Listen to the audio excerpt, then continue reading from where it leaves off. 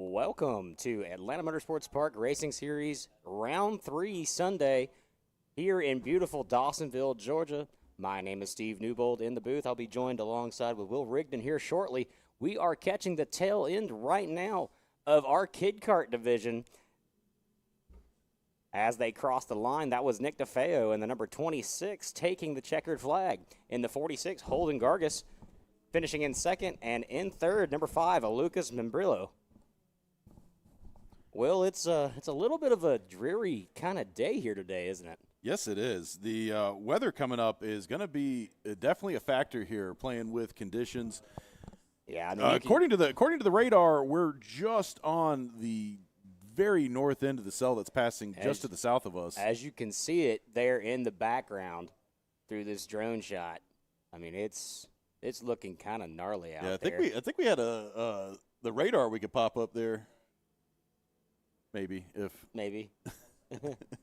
Haven't. Oh no, the producer just held up. He's like, 1 second. I know what I'm doing. But we were looking at this before the race. We were wondering whether we were going to get this thing off on time or not, because it's anytime weather comes in, they got to make a mandatory break, let the drivers change over, give them the option of switching to wets if they want to.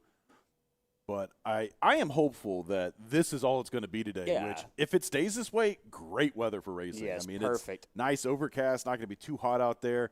I know the guys up at Main Track that we're watching right now, the Lucky Dog Endurance, look at this, some 3-wide action coming out of turn 6.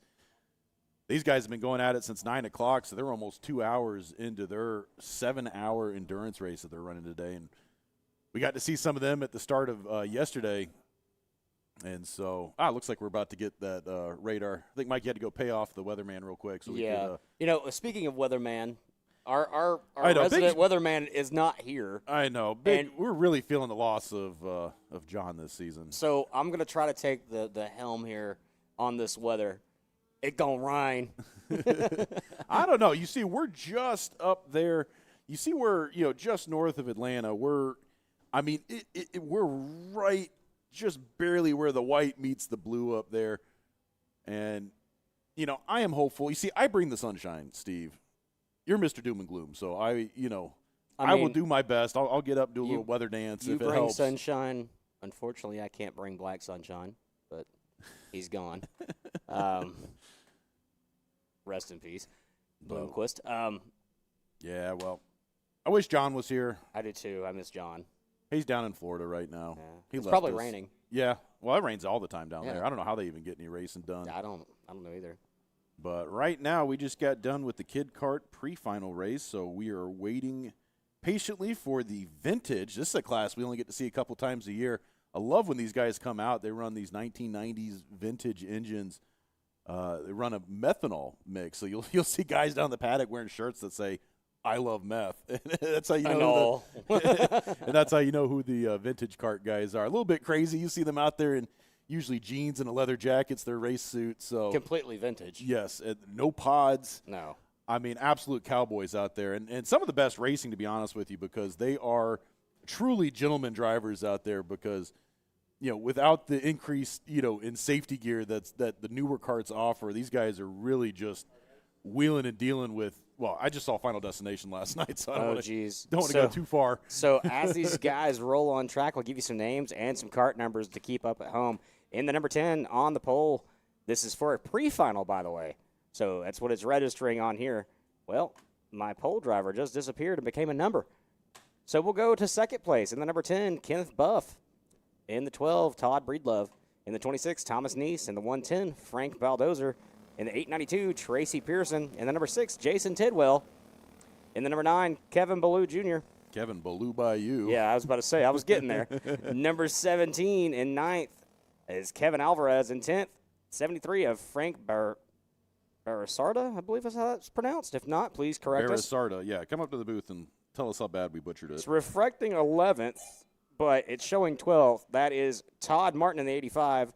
In 13th, number 2, Billy Johnson. And in 14th, number 11 of Grant Lockwood. These guys gritting up nicely, coming through, I believe that is turn 13.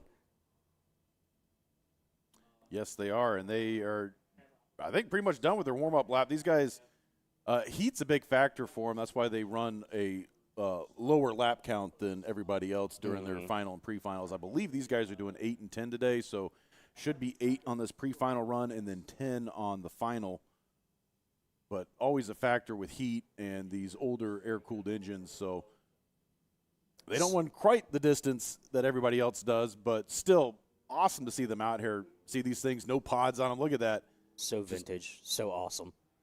And let's see if we're going to get should be able to get a clean start here. Let's see as they get them woed down coming into the tram lines. And yes, green flag is out. We are underway as the field goes barreling 2x2 into turn 1. Everybody keeping it fairly clean right now. Let's see what happens as they make the jump over the hill, diving into turn 2. Starting to spread out a little bit, getting single file as they're making their way back up the hill. Right now, I'm seeing Jason Tidwell as your race leader, but we're going to have to check that as they come out. Look like the number 2 of Billy Johnson, actually. Let's see if we can see. It is the 6 that is leading the way. That's Tidwell. Billy Johnson directly behind him. Hard to see with those numbers right there.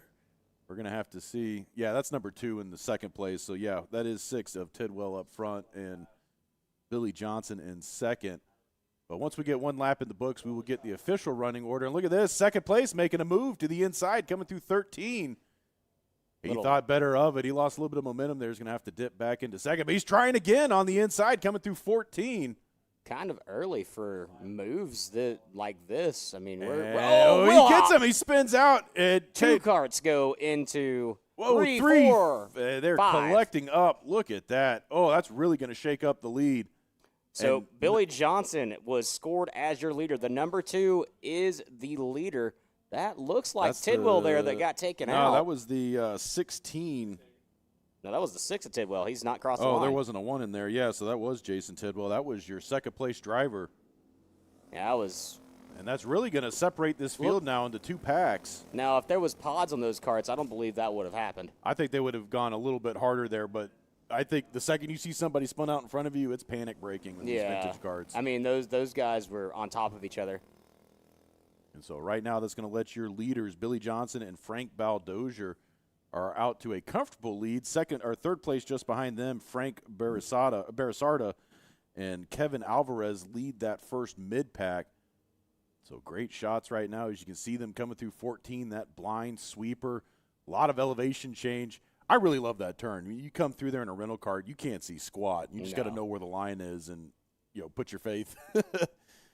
And right now, looking like a little bit of action heating up for third place. That's Kevin Ballou looking to get by Frank Barasarda. That's Kevin Ballou by you. He is doing his best to Ballou by him, but Frank putting up a good defense right now as they're making their way through turn 2 back up the hill here. All 43 feet of elevation change here at Atlanta Motorsports Park. One of the craziest kart tracks you will ever get to drive on in the world. So if you're ever stopping by the Dawsonville area, definitely come by and check this place out. We're open for public karting Thursday through Sundays. Definitely get a feel for this track. And we also do kart racing schools. There's a lot of programs, a lot of opportunities to get on track. Heck, if you're looking for, some real estate, we got that too. Yeah, we got condos on sale right now. So if you never want to leave the track, can't think of a better place to want to move. I feel like I live at the track. You do, Steve. You live at multiple tracks. I am what you call a addict. Or something else, but I was going to say you are a very G-rated prog. You are a very loose race fan. I wouldn't say race fan. You get around, Steve. Billy Johnson leads us 5 laps remaining, so 3 laps in the books. He just turned the fastest lap of the race with a minute 4.963. Great shots here. You could really see that elevation change. It's like driving off the side of a building when you come barreling down turn 2. I remember the first time I did it. It puts butterflies in your tummies. It changes your perspective. Yes. You do it in a public karting cart, then you move, like I did, move up to once you get to a race chassis, you start catching air going over that hill. You move into an LO206, and you're like, okay, this thing can move. And then you're like, I want to test fate and move up to a KA100 like I did. And I went, okay, I'm going to go back to that LO2. I'll be completely honest, that thing destroyed my rib cage. I'd much rather run in a pack than run at 100 miles an hour. Yeah, the forces that these race carts put on your body is absolutely intense compared to what you get in a rental kart. And rental karts are pretty tiring as well. And they're getting the halfway to go right now. So 4 laps in, 4 to go. And these guys, the vintage class, they normally run down at Barnesville. That's their home track where this community is pretty much based out of. They've done a good job down there. I know Steve and Stacy Roberts run up the program there. And awesome anytime they travel up here, because we're about 2 hours north of Barnesville. They bring a crowd. And they always bring the drivers, and it's great to see them out here. And one of the beautiful things about having this split race day was they were able to go race yesterday down there and not miss the racing up here today. So we did that split intentionally so we could get the vintage drivers, and also we got some CK&A guys that are here racing with us. So should be some pretty stacked fields in the LO classes coming up next. See, if I'm not mistaken, I believe this is part of the North-South shootout that a bunch of these drivers are from all different parts of the country. And here goes Kevin Ballou right now. He's looking to make the move on Frank Baldozier. Frank's starting to fall off a little bit from Billy Johnson as your race leader pulling away. So Frank doing everything he can to hang on right now as he's got Kevin Ballou right up his tail, practically pushing them down the track.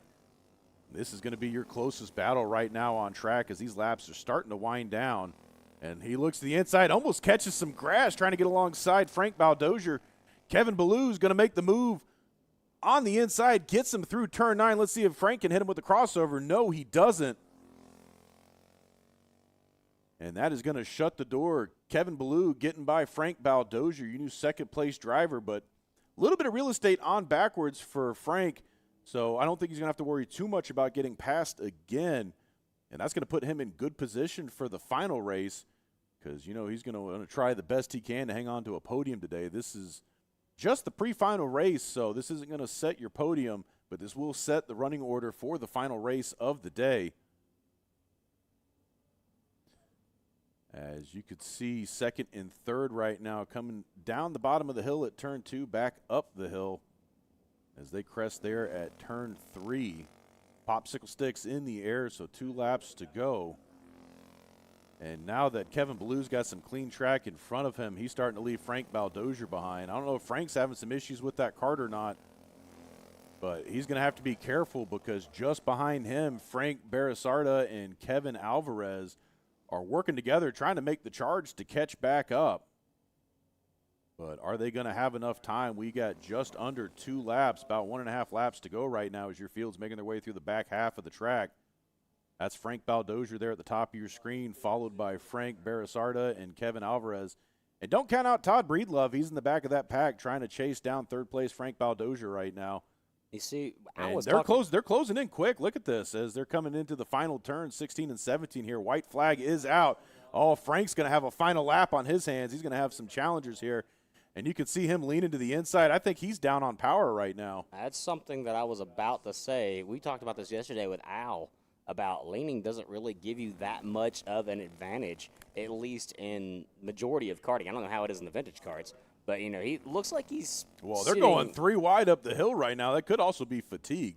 That as well. Because I mean, this track is pretty challenging. 8 laps in any kart on this track is pretty rough on the body.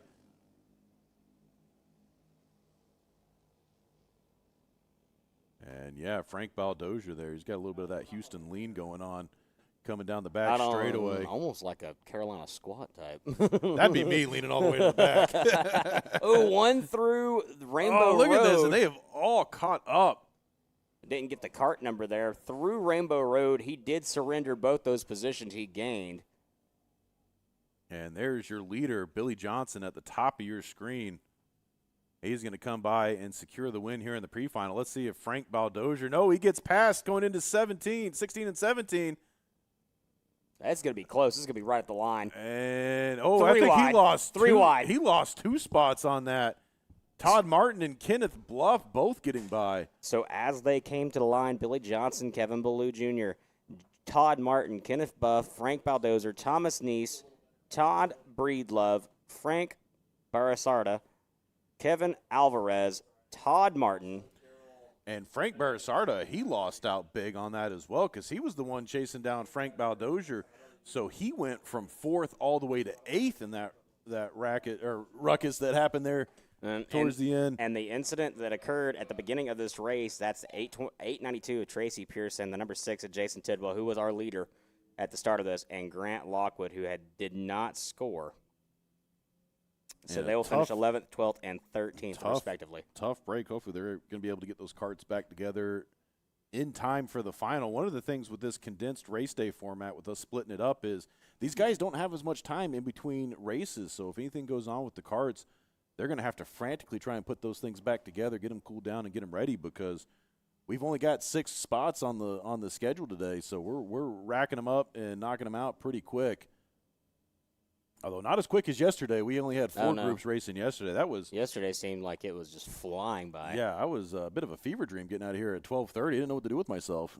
I went home for a few minutes. Like leaving the racetrack before dark? What is this? I went home and took a nap for a few minutes and then immediately hightailed it up. See what I was talking about? Look, all smiles, jeans, and a leather jacket. That's all you need. That is the epitome of vintage racing right there and what we love about these guys. Out here, gentlemen, having a good time.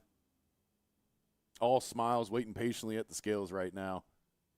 So next up, you know what time it is. Oh, who do we got coming up? You know what time it is. It is. No, it's not your favorite time just yet. That's Masters coming up. No. That's why. Oh, you're looking ahead to. No. There is 27 LO206 Masters about to come out. Not necessarily. And people think the Masters happens in Augusta, Georgia. Yeah, no. It happens in Dawsonville, Georgia. That is right. This is going to be a massive Masters grid today. This is going to be so much fun to watch. Intro to the LO206 I cannot think of a better preamble than a 27 kart field of Masters. I love it. It's going to be great. And there's Frank Baldozier right there catching his weight. We won't show it on screen. Don't worry, Frank. I wouldn't want my weight to be shown on screen either. A respectable 170 pounds. At about another not with me on there. I'm the weight of the cart and the driver by myself. You know what, Will? I'm getting kind of hungry. You getting kind of hungry? Yeah, we're gonna go back to this menu. What are you ordering? You were talking about that earlier today. I just ordered. So I got the hot lap honey tenders from Fuel Kitchen up here at Atlanta Motorsports Park. I think I was joking. They're about to learn their lesson about that bottomless bread bowl. Yeah, do not. No, I'm kidding.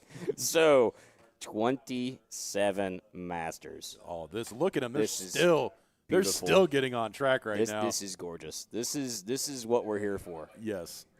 And this is what's great about the community here at Atlanta Motorsports Park is it is constantly growing, and seeing grids like this, especially in the North Georgia area where up until 10 years ago, prior to AMP, there was no community here for racing.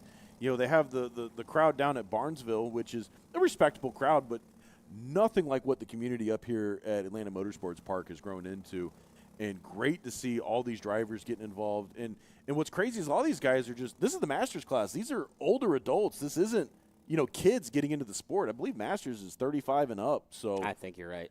Great to see the interest growing in this sport and guys getting out there and just taking a chance and doing it. I know it can be very intimidating to get started in a sport like this because where do you start? What do you buy? What do you do? How do I get in spec? All these things, all these questions. And one of the things that's great about here at AMP is we've got a membership model. You can come up, become a track member, network, get to know other drivers. I mean, most of the people here don't bite. They're real friendly. They'll happily tell you what to do and how to be successful. And it shows here when we have things like a 27 kart grid of Masters. And I cannot get more excited for this right now. And let's see, as they get woed down, are we going to get green on the first time by? Yes, we do. That's a rarity. Green flag flies. Oh, look at this. Already a little touching and rubbing. 2x2 coming through turn 1. Are they going to be able to keep it clean? Yes, all they do. The way down turn 2, back up 43 feet of elevation change. Oh, wow. Look at all those karts right now coming up the hill. Still keeping it clean. A little bit of jockeying right now. Some karts shifting to the outside, trying to get position as your field. Mostly getting down to single file. They know what's coming up here, and that's the kink. You definitely don't want to go too wide. Whoa, you see a couple guys almost getting shoved off track there. And everybody filing into single file as they come down the back straightaway. A little bit of passing action there for third place. We're going to have to get you that driver's name once they cross the stripe. But look at all those carts. That is a snake of carts coming down the back straightaway. Tyler Swan is our current leader in that number 40 cart. Danny May right behind him in the number 9. Two names that are pretty regular around here at Atlanta Motorsports Park. Both these drivers have been around for a hot minute. And I know they love seeing a field this big because, it's one thing to beat about 15 drivers. It's another thing to beat 30. Yeah, it makes you feel a little better. And that is Tyler Swan, your race leader. Danny May second. Tyson Swan in third. Paul McCleary in fourth. Matt Lassiter in fifth. That's a name we haven't called in a little while. Yeah. Matt, I think he got into a wreck last season. He's having a little bit of trouble. And, oh, hey, look, here's your food. Awesome. Sweet. Hey, don't forget to tip your waitress, Steve. So I am going to eat this after this race is over because I'm not going to be able to take my eyes off of this. God, So, you're killing me here. You had to order the fish, Steve. yeah, let me tell you about it. And here's a great shot of turn 9. All the carts coming through into the S's. Actually keeping this one fairly clean right now. I don't want to put the curse of the announcer out there, What? but As soon as you said it. we get some safari action there going off-road. So I want to talk about Jose Garcia for a second. Started on the pole. I don't know what happened. Moved all the way down to 10th. That might have been the first lap jockeying. Yeah, that was probably a scoring error. Sometimes they'll No, he was up front. Oh, was he? He was up front. Oh, no. So something happened there. Probably that jockeying that we saw. A lot of happening right there. Going down turn 2 backwards. He's still going. He's riding down the roller coaster right now. Into the ditch. Oh, man, into the water, too. He's frustrated about that. That looks to be like the 25 cart. Let's get a name here on this. It might have been Richard Pearson. It might have been the 29. Well. Maybe we'll see if we can get a better shot there from. Yeah, I'm going to need another.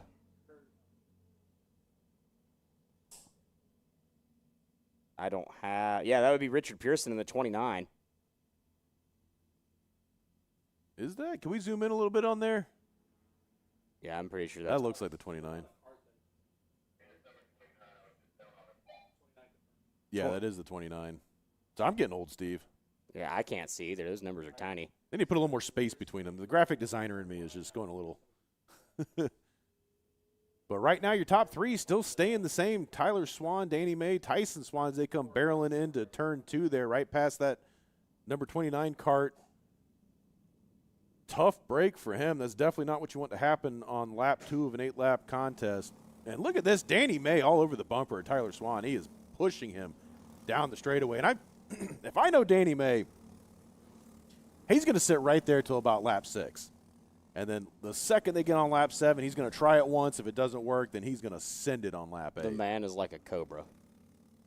And I think it all comes from him just being real tall because he can really work his body and get that cart to rotate in ways that no other driver can. So a little bit of separation here now. This is. But now you got to ask yourself, is there going to be some father-son action going on with Tyler and Tyson? It's a Swan duo. Danny May's the meat in the middle of that sandwich right now. Yeah, there's a solid gap. We're going to find out whether he's roast beef or bologna. So it's roughly about a 1.25 gap back to 4th place of Matt Lassiter. That is Matt, the Cookie Man Lassiter. And you got to be careful because Matt Lassiter, he is no stranger to the podium. The second he catches back up, it's over. It's going to be a free-for-all. It's over. And here they go right now down the back straightaway. See, the problem with Lassiter right now, he has no drafting help. No. The nearest driver to him is Paul Macri, who's and here goes Swan to the inside, makes the move on May. Your new second-place driver, Tyson Swan, putting Danny May back to 3rd. And the more these guys start jockeying, the more that's going to give Matt Lassiter the opportunity to catch back up. And I think he's slowly reeling them in right now. We're going to have to look. Matt is currently roughly almost a full second behind. And we're going to have to see on this next lap if he was able to pick up some time here. It looks like, to the naked eye, it looks like he is reeling them in, but we're going to have to find out. He is. And let's see, yes. So he's shaved about 0.02 of a second. But is it going to be enough? They've got 3 laps to go. They're going to get the sticks next time by. they keep battling up there, that's going to disrupt the airflow around those karts. Could possibly get Matt. He could very well do it. And let's see, as you're watching your field go down the back straightaway, this is one of the longest straightaways of any kart track in North America. These karts reaching a top speed of about 60 miles an hour as they come barreling down it. And into that big U-turn, turn number 9, and then through the S's, through turns 13, back over the big blind sweeping turn 14, probably my favorite spot on this kart track. And some great shots from the tower cam right there. As your leaders, look at this, some action for the lead right now. Tyson Swan getting alongside Tyler, thinks better of it. Dips it back in, but the Swans will be 1 and 2 with Danny May in third. And let's see what Danny May has to respond with. If those are the Swans, what do they call Danny? I don't know. The Chicken Man? Shout out Blazers Hot Wings in Hull, Georgia. I only shout out Danny Blazers when I have them in front of me. Yeah, well, I don't care. Danny makes some good wings.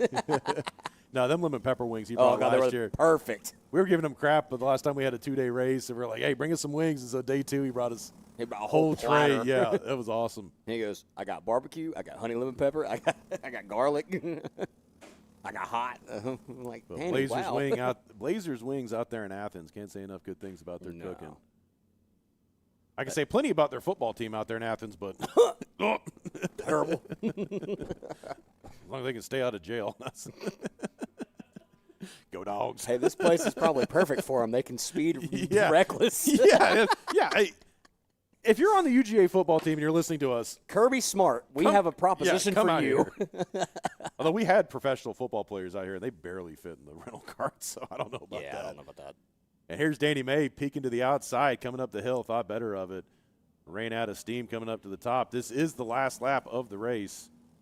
Of the pre-final, I should say. Yeah, I was going to say, this is not the final. The only thing on the line right now is the starting position for the final race, so these guys need to keep that in mind. I would think running up here, first to second row is not going to be a bad place to start. As right now they are still 1, 2, 3, Tyler Swan, Tyson Swan, and Danny May. Let's see, 3 more turns to go. Is Danny going to try and make a move? Is Tyson going to try and make a move? Danny running the fastest lap of the race that last time by. Has he got anything left in the tank here? Look at this. He's sagging a little bit. Is he going to try and shoot it to the inside? And no, he's not. They're content with where they'll run. And they are going to finish just like they've been running the last 3 laps. 1, 2, 3, Tyler Swan, Tyson Swan, Danny May. Matt Lasser is going to lock in 4th.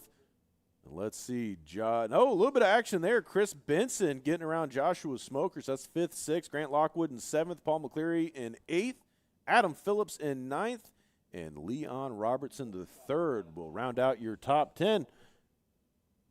Steve, for a 27-kart grid, that was about as clean of a race as I think you could possibly have here. Yeah, that wasn't that. I mean, only one local caution. And I'm sure from a race director standpoint, that is exactly what you love to see. Not going to be too many recoveries here. Now, not sure we're going to be able to say the same thing about the LO Seniors of Mayhem coming up here. About that one. But I believe we're just going to have that one recovery of the 29 kart of Richard Pearson out there at turn 2.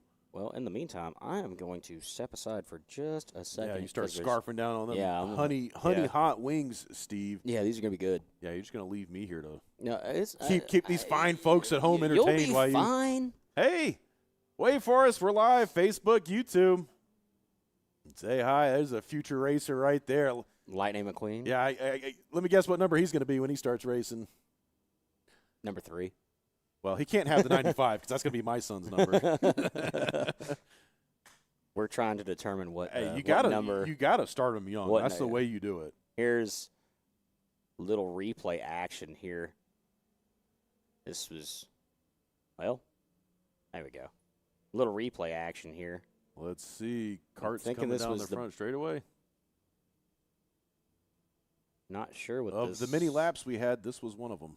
Yeah, I'm not sure. Oh, there's the 29 replay. There he's coming down the hill. Oh, yeah. I think he just hit a little bit of grass. I don't think it was quite dry, and he just lost traction. Once you're on that wet grass, nothing you can do. You are along for the ride. So here he comes coming down the hill. Let's see if we get a better shot here from turn 2. You really can see the elevation change here at turn 2. There's the field. Let's see where. Sir, you can't park here. This is a Wendy's. Well, I'm going to step aside for just a second so I can eat this. Tough break for Pearson. But right now, as we were waiting on that recovery, coming up next, we have got the LO206 Legends division. So we actually have a couple of breaks in between Masters and Seniors. Seniors are actually going to round out the field today. So up next, we've got LO206 Legends. This is going to be, I believe, your 50 and up crowd. So these are really going to be your senior statesmen of the sport out here racing. And great to see them getting a league of their own together and getting out on track. I know it's something they've been pushing for a little while. They usually have been getting grouped in with the Masters class, so great to see them have their own division here today. As we are waiting for – oh, and it looks like we're doing a little bit of a – was that a penalty review we got going on over here? Uh-oh. We've got race director just stepped in the booth here looking at some instant replay on the screen is trying to determine what happened.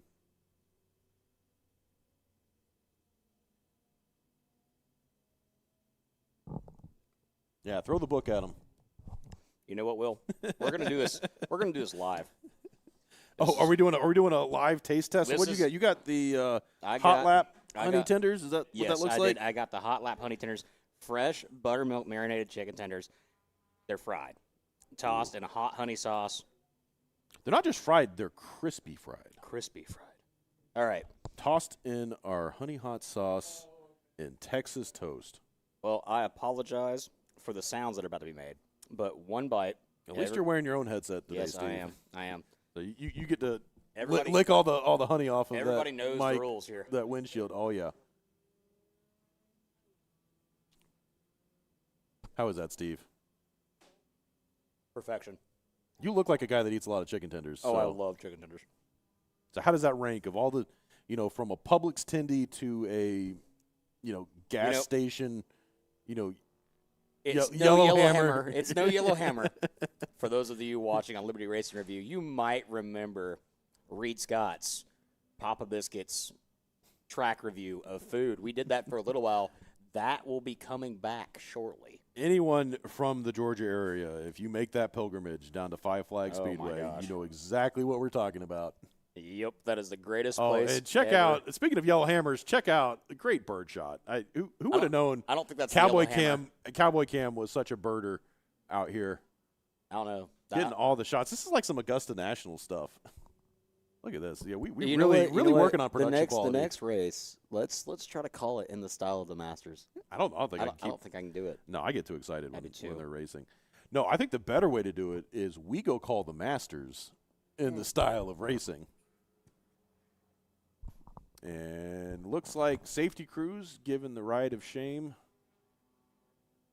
down the front straightaway. So I think I only got one cart on the back of there, so they should be pretty cleared up at this point. So I think up next we should have those LO206. The LO206 I'm just going to say it. These are Legends. amazing. These are really good. How you liking those?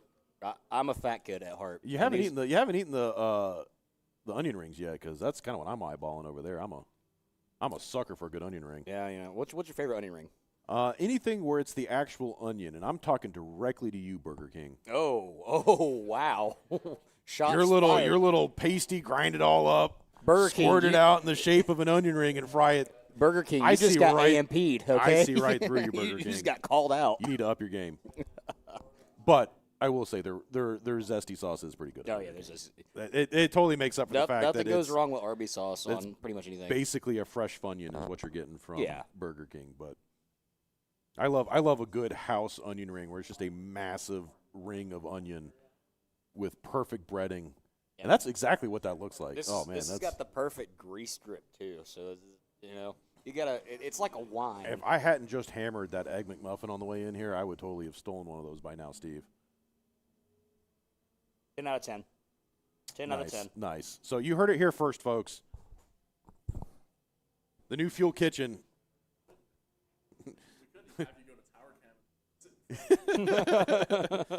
Yeah, we're going to have Steve order another dish and go sit in front of the camera. You know, we talked about putting a camera in front of us. Me and Mikey did right before we started. We should bring that back. We haven't done that in a very long time. Yeah, that would be getting the booth cam back in here. Remember the one time we did it and we had the whiteboard and everybody was getting all scientific and like we had such a great time. I think it was our season finale like 3 seasons ago. We did that. It was when I first started, I think. Yeah, because you were down in Victory Lane and I believe it was we had Bill, John, and I think Charles up here in the booth. It was the absolute season ender blowout. It was one of the more fun productions we have had here at A&P Kart Racing. And right now, that line of carts getting through the scales. You know, it's bad that I can tell what chicken this is. That's how much chicken I eat. What was that?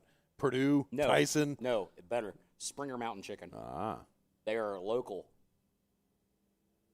And it's some of the best chicken you're ever going to eat. I've probably got 6 or 7 full chickens. It didn't sound like freezer. you said Zaxby's, so I stopped listening. Not Zaxby's. I don't like Zaxby's. Look, their little French fry bowls are really good. You know what? With the little shredded fried chicken on it. The best bowls anywhere. Waffle House. Yeah, they make pretty good bowls. You talking about the hash brown bowls they do? Yeah. Get a Philly cheesesteak bowl, add mushrooms to it.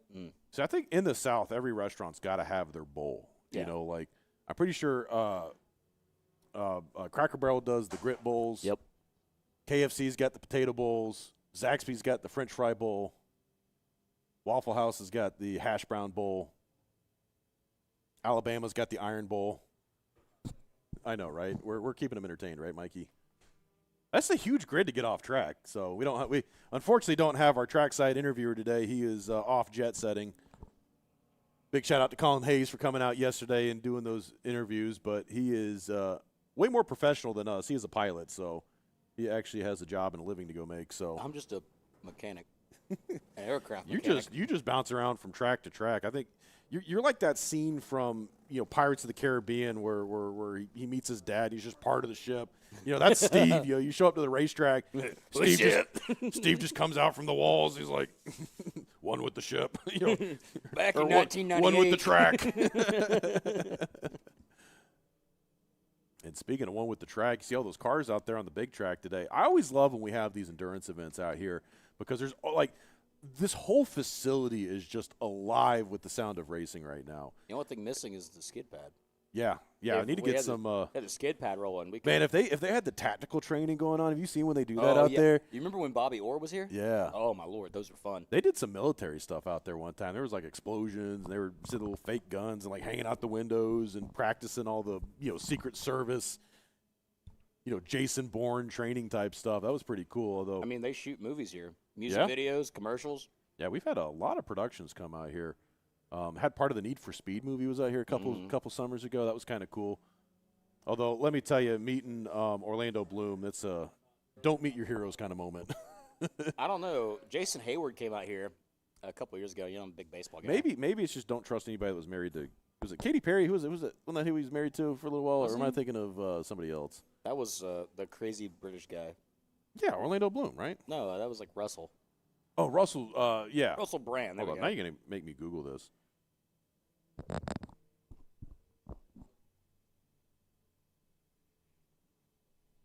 Right now, we are waiting for the LO206 Legends to get done with their warm-up lap, and then we should be able to hit the track running.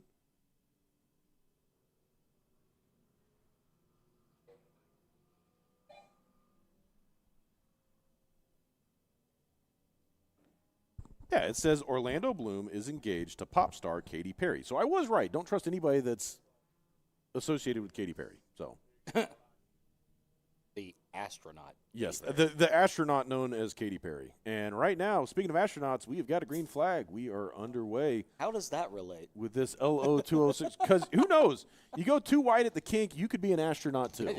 That is very true. And with these legends, guys, these are probably the only people here old enough to remember the last time we sent somebody up to the moon. So, We never sent anybody to the moon. hey, get out of here with your conspiracy theories, Steve. Hold up. We've had a whole race day. Hey, where go we talked about that, okay? go say that to Buzz Aldrin's face. I will. See if you still have a face remaining. I don't think I think he's. Maybe I don't know. I don't You're know. gonna make me Google again. Yeah, we're gonna Google this. LO206 Legends. 3 of these guys out here. Al Edwards, name I don't even need to No talk introduction. About. No yes. introduction needed. Ken Rathbone and Jeff Collette, 3 drivers on track. And Al Edwards, he's down there Edwards. hammered down right now. But look at this, Ken Rathbone. Thought about it for a second. He was looking to the inside, back to the outside, but they're just going to suck up back together coming up the hill there at turn 3. And they're pretty much going to be on each other's bumper as they come through turn 4, down the hill into turn 5. The kink right there. Technically, that's turns 5 and 6. And then there's a turn 7 and a turn 8 right there. Little bends as we come all the way down the back straightaway into the big U-turn that is turn 9 into the S's right here as they're going around that little segment that we like to call Rainbow Road.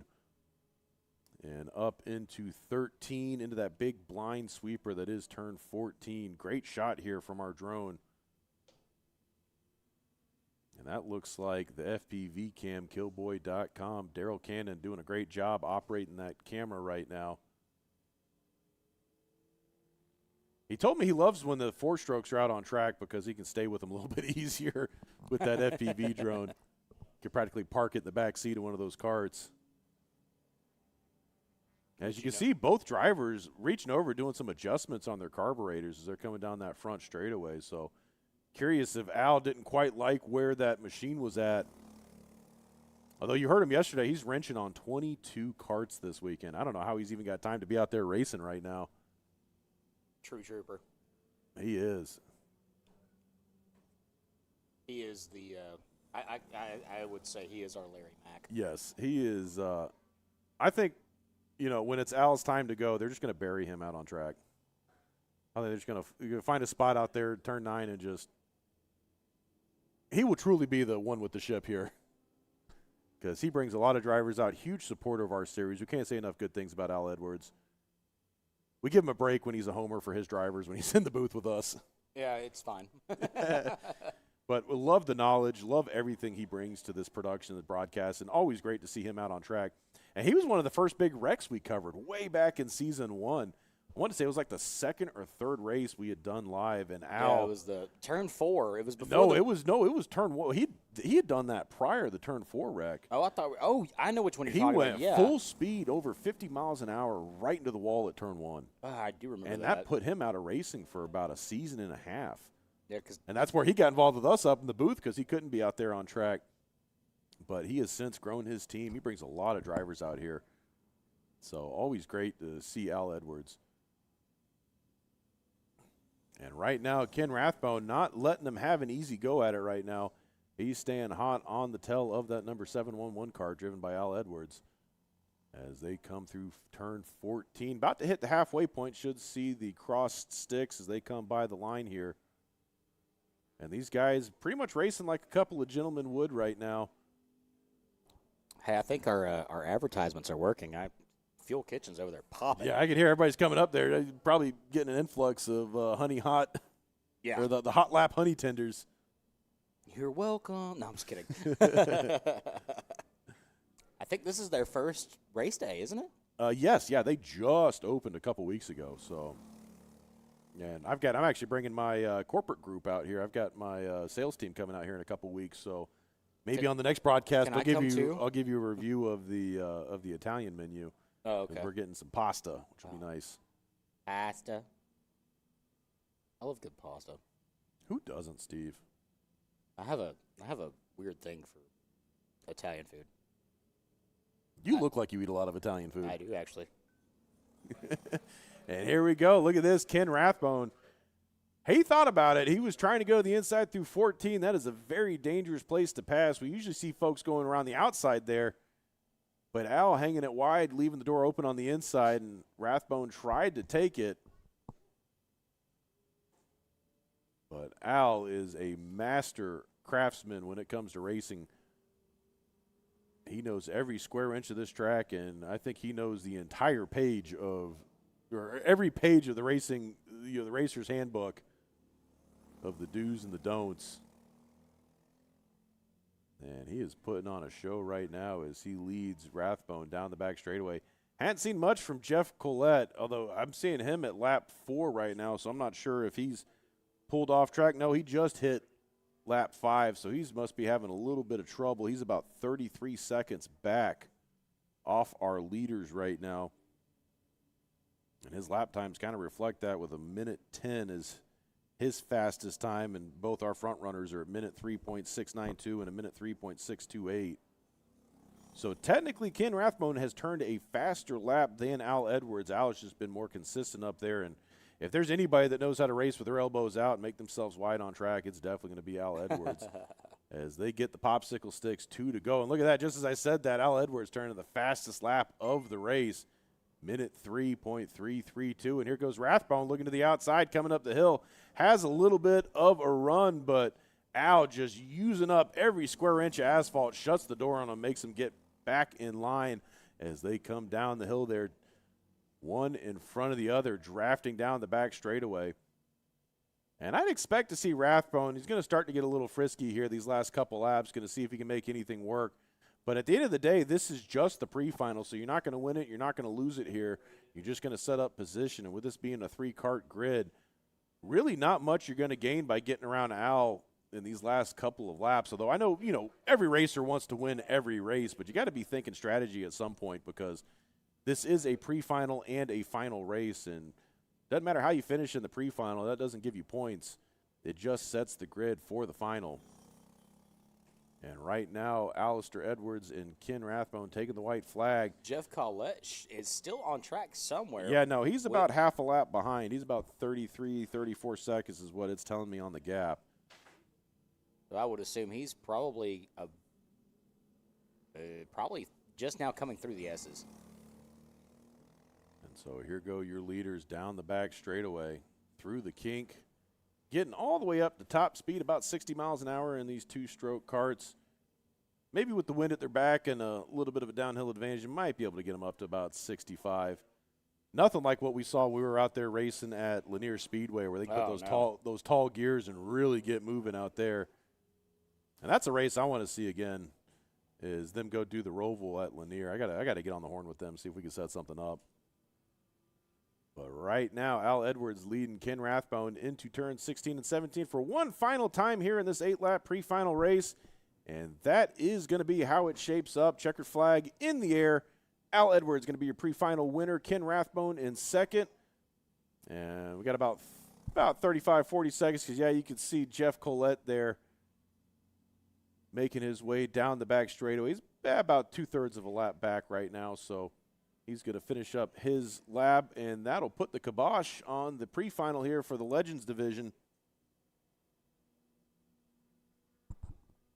And once these guys get off track, we're going to have LO206 Juniors up next. And that's going to be one of our other guest commenters is going to be in that one.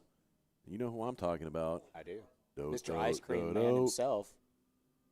Max Verstappen. No. Oh. Lincoln Massey. Yeah, that's right.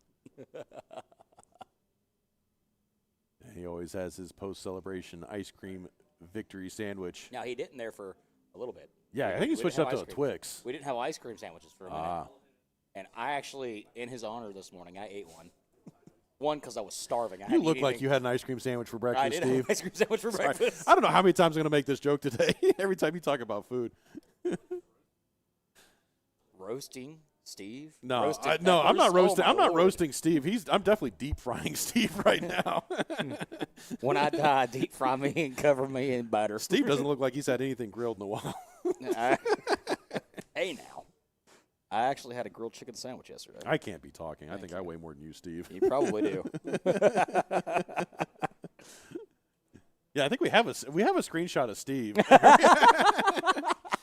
That's the POV from those chicken tenders he just carved.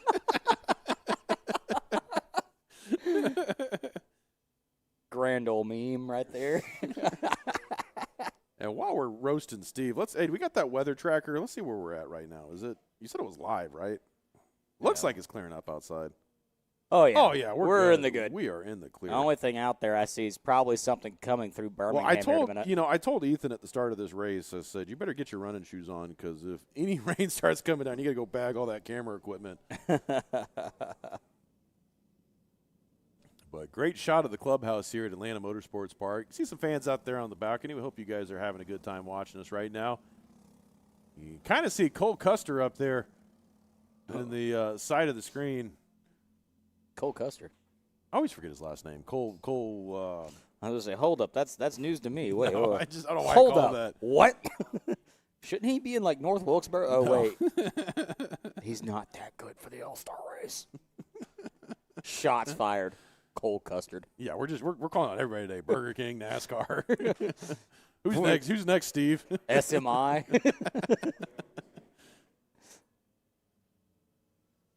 Yeah, right now we're getting ready to go with the LO206 Juniors as they are out taking their warm-up lap.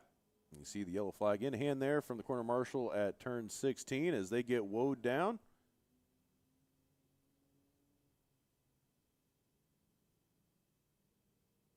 And it looks like we're going to have a 6-cart grid as they take the green flag.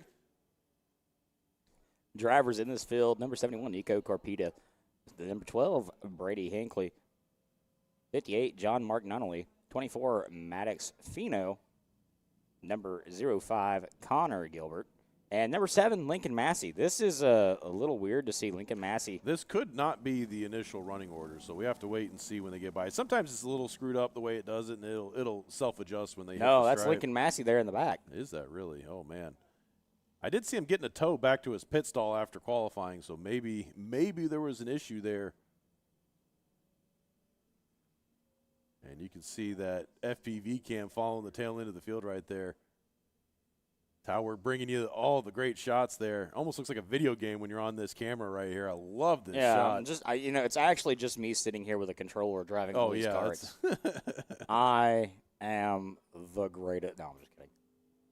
And here goes your field into turn 16 and 17, back onto the front straightaway. We're going to see some scoring data come through. Nope, that is Lincoln Massey at the front of the field. I knew something was off, Steve. It's Connor Gilbert that's in the rear. Okay. So Nico Corpita in second place, John Mark Nunnally in third, Maddox Fino in fourth, Brady Hinkle in fifth, and Connor Gilbert in sixth. These guys actually doing pretty good for an LO206 Juniors race. These guys like to dust it up hot and heavy from the start. So is Lincoln Massey going to, just get an ice cream and come up here? Or? I'm pretty sure he just needs to buy the ice cream truck at this point. Probably going to be cheaper. We should fund him. Yeah, we need to get the Lincoln Massey ice cream fund going. Yeah. Every dollar. We saw him. He had that crazy flip at the end of last season my too. Lord, yeah. They penalized him too for it. The point by and then the flip. That was. And he actually got the penalty for that too. That cost him the win in that race. Now it didn't cost him the championship because he was so far ahead, but that was absolute scary wreck he had just barreling over the start finish line into the tire wall. Wild incident. And from the official story I got, he was looking back to give him the thumbs up and say good job, and then just steered right into his teammate. Oopsie poopsie. But right now, Lincoln Massey off to a big lead. And, I mean, would you expect anything different from Lincoln? He single-handedly has the juniors class on lockdown here at Atlanta Motorsports Park. One of the quickest young drivers we have out on the grid right now. And it's only a matter of time before he moves up. I was excited when Alyssa Vasquez moved up to senior to see what she was going to do, shaking it up with them. I think I'm more excited to see what happens when Lincoln Massey is here. makes the move. I'm pretty sure I saw Mr. Vasquez down in the pits earlier today. today. It's going to be great to see her out there in the. I don't know if she's here, but I saw Mr. Vasquez here. Another driver I like seeing too is Zoe Porter. She just got started last season. She's the daughter of CEO Jeremy Porter here. But the amount of progress we've seen with her just in the short period she's been racing. And I'm not going to lie. I'm a big fan of any time the girls get out here and beat up on the boys. I love watching that. I'm all about equality on the racetrack. She had a podium finish, I think, beginning of the year, if I remember correctly. Yeah, no, she was doing real good. And it was crazy because we had that multi-class race one year with Alyssa and Danny May. Oh, yeah, and they were back and forth. They were bumping each other. And this was for the win. Yeah. That's what I love about multi-class racing, and anytime we get more people on track, because this is during the Winter Series. She went to the lead, too, for a hot minute. And then we also had that race where I think Lincoln Massey was out there, too, with them because we did juniors and seniors. We had a combined grid. But, the junior karts do have a little bit of an advantage because they are lighter. And so even though he started half a lap back, he was able to catch the field and pass everybody.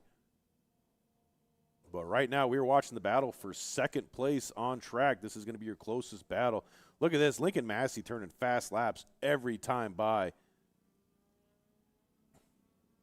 And he is down to a minute 2.657 right now. Nico Corpita doing the best he can to fend off John Mark Nunnally as the two of them are battling hammer and tong right now, diving into turn 2 and back up the hill. Just behind them there is the number 24 kart of Maddox Finno.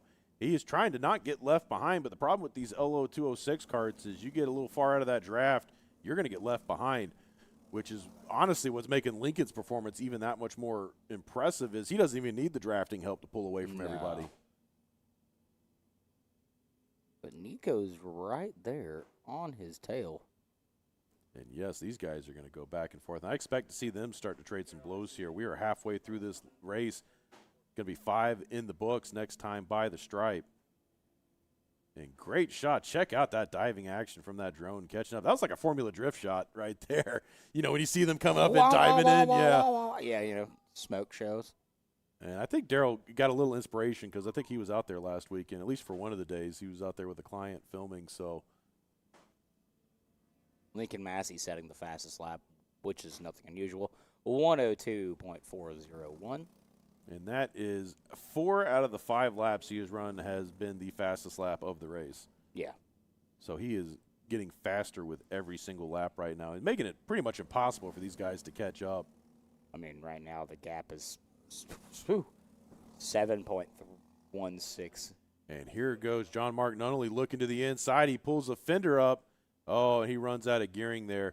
And that's what we saw yesterday a little bit. Some of these guys that have the shorter gear are pulling up quickly coming down the back hill, but then they're losing it at the end of the straightaway. Is it just me, or is that 71 kart of Nico Carpita bouncing pretty hard coming through the corners? It looks like he might be having a little bit of a setup problem there. It looks like he's bouncing pretty heavily in the corners. He's not sitting. Yeah, he's bouncing. That's why you see how he's going out. And he almost lost it on that one going all the way to the edge of the track. I mean, that was track limits right there. But that's what I love about road racing is if it's paved, you can use it, unlike other racing organizations that penalize drivers for dipping below the line. We're talking to you, NASCAR. Yeah, I was going to say organizations that run in circles, but yeah. You know what? You know what doesn't have pavement that drivers can use? Dirt. Yeah. The way God intended. And right now, that battle for second is about to catch on fire right now as Mark Nunnally is practically shoving Nico Corpita through that turn 9. And you see Corpita keeps looking back. He knows he's back there. He's just rattling his cage a little bit. He's just rubbing that fender like it's a magic lamp as they come out of turn 14 into that final braking zone of turn 16 and 17. Still bumper to bumper. White flag in the air. Lincoln Massey already off to a huge gap, almost 10 seconds right now, so they're not catching him. How did he just go up 3 seconds in one lap? I think he got a NOS. You know, like when you're playing a video game and you run over the power boost. He got the star? Yeah, that's what happened. Did he use Rainbow Road? Nah, well, maybe. Hell, he could use Rainbow Road and penalty would still keep him in first. All right, that's a 5-second deduction. Yeah. You're 10 seconds ahead. You're good. Here comes a pass. Oh, he's trying. Second. He's trying. Let's see if Corpita just stays in it. Yeah, no, he runs him into the braking zone, sends it deep. Are we going to get a crossover here? No, he gets the door shut. Now we do have a back marker coming into play here. I believe that's Connor Gilbert. Yes, and this is going to shake up here on this final lap. Is John Mark Nunnally going to be able to keep ahead of Nico Corpita? Here comes Corpita to the outside. He's going to use traffic. No, but Gilbert puts the block. Oh, and there's a little bit of crossover action coming into turn 16 and 17. It's a drag race. They're going to be side by side coming down the line. Oh, John Mark Nunnally just barely hangs on for second place. And this is just the pre-final. And we're just getting going, folks. We talked about calling this like the Masters, and we totally butchered that. Yeah, I know. But we got excited. I'm sorry. And John Mark Nunnally pulls up side by side as they come down the front straightaway. It is a drag race. And the crowd goes wild. Hold on. Let's try this again. All right. He goes to the outside. They come through turn 15. Back marker makes a block and back to the inside. An under-over is done by Corpita. And hits him with the crossover. They're side by side as they come to the line. And it is about a pod length. We don't know. At the line. Ooh, right there. Great pause, Mikey. At the line, John Mark Nunnally will secure the second position. That was an awesome finish. Good job, guys. See, we can do the Masters, yes. just on replays. Yeah, not while it's live. Not while it's live. No, there's no way I could do that. That was some awesome racing there. Great job, gentlemen. Yeah, look, he's explaining what happened there. I always loved the racing hand gestures. That's he was hitting me here, and then I went around to the inside, and then I dove, and then the cart did this. And we turned to the left, and we turned to the right, and we slid up, Can't tell if he's talking about the race or his last fishing trip.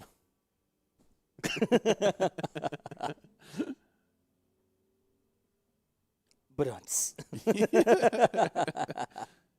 And as they roll across the scales, getting their weights in,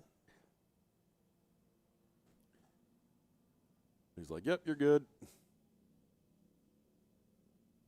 Like, "Yep. Hey, you must have had a big breakfast this morning." I didn't. Somebody went to McDonald's while somebody else. Yeah, you didn't have a big breakfast because an ice cream sandwich is not considered breakfast, Steve. No. But them chicken tendies were definitely. You know what would be good is if you took one of those, if you took an ice cream sandwich and fried put it. chicken No, in it? fried it like that as chicken tenders. And then put hot sauce on it? Ugh, you put hot sauce on. I put hot sauce on everything. Jesus, you must have no taste buds, Steve. It's probably why I have severe acid reflux. Yeah. You have such a refined palate. I do not like ranch nor ketchup. Ugh. Get out of here. I don't see how people eat it, man. Steve, you just go move back to Germany. I Go back to the motherland. will. Don't tempt me with a good time. Whoa. So this is the cadets. They fired off hard there. And they're going to Wave wave this off. one around. Yeah, they're way too hot coming down the front. Now about this is going to be three-quarters the one that gets a little dicey. yes. So this is the L206 cadets. This we got is 5 the- drivers on the list here. Tyson this is Burkett. the youngest group of drivers on the full track layout. So Tyson Burkett in the 1-4 of Hunter Wilson, 23 of Brandon Rivers, 71 of Easton Bailey, and 78 of Alex Schomer. And let's take green some bets. flag. Yep, there we are, underway. Actually, not bad. Normally, we're like 3 or 4 attempts at the starts on Yeah, these guys. I think they were just a little wound up there. Let's see if we can get a good shot of them coming down turn 2. Turn 2 action here is they are already pretty much single file coming up the hill there. Is that the Mohawk Warrior I think that so. I see out there in the lead? You talking about Arlo? No, he's not on the. No, the other Schomer. Oh, yeah, Alex Schomer, yeah. Well, there's a pass There's for the no- lead there. Coming into the S's, can't see cart number. According to our score sheet, that is Hunter Wilson, but, I think that's Brandon Rivers, actually, up front. yeah, until we actually get some data on the screen, we will hold off on our opinions. As right now, your leader's coming up through the backside of the track into 14, back into view of all the spectators, into that final braking zone, turn 16 and 17. You know, I really want to see that that bus stop get used. We haven't used it in a But very long time. I've heard it's only there for training because for regulation purposes, Yeah, you can't have it too it's narrow. not wide enough. Yeah. It's too narrow. Yeah, it's too narrow. We tried it one time. They would I think they'd have to put up a retaining wall or some Yeah. kind of hard barrier at that spot because you would end up with carts going flying. Yeah, it needs to. But I would love a bus stop would be so cool here. We have used it one other time, but that was Employees only. no, it was used in a race day. Oh wow. Probably 7 or 8 years ago. At this point, that sounds about right. 7 or 8 years ago. And right now, that is Alex Schomer in the lead right now, followed closely by Tyson Burkett, Hunter Wilson in third, Easton Bailey in fourth, and Brandon Rivers rounding out your field of 5 right now. Yeah, it was when I first started. It was 8 years ago. That is I can't believe it's been that back long. in the baby Steve era, back when you still had a clean face and Yeah. we're so just unadulterated by the industry. You were a little fresh Steve, and now you're just Seasoned Steve. Yeah, let me go drink some motor oil. You are marinated. I'm motivated in that 110 race fuel. Yeah, right now, Alex Schomer turning another quick lap. That's what that purple stripe means on the scoring screen. Anytime you see that, that is the current fastest lap of the race. But he is getting the shove from Tyson Burkett as they come through turns 3 and 4 down the back straightaway. And these guys are keeping it fairly composed right now. This is not the gloves-off boxing that we're used to seeing out of the cadet division. Yeah, usually they're a little bit more feisty this early these on. are the youngest, most eager drivers out on the full course. See, the only guys younger than these guys are the ones running on the kid cart layout, but that's only got 4 turns. You know, the Schomers are now forever going to be known as the Mohawk Warriors, both of them, both of the brothers. And you got to think that might add a little drag, but I guess it doesn't hurt. No, it doesn't hurt. Because they still are pretty dominant right now. And as they come through the final turn, it's going to be 3 laps in. And look at that, Tyson Burkett getting the fast lap award. Not by much. So you can tell these guys are really evenly matched right now as they go down the bottom of turn 2 and then back up the hill. Pretty clean racing. Their lines are staying pretty good, too. Not using a lot of runoff and pretty much running a clean line coast to coast on the track right now. Essentially about half a cart, give or take there, separates our leader and second place. And they are kind of working together right now, starting to leave third place Hunter Wilson behind, getting a little bit of drafting action. It's about, I'd say, a second and 3/4. And Wilson's going to have to be careful because that 2-pack of Brandon Rivers and Easton Bailey behind him, they're going to have the advantage of drafting help to catch back up. So if Hunter Wilson's not careful, he's going to fall even further back. But to be honest, at this point, what can you do? He doesn't have anybody to help.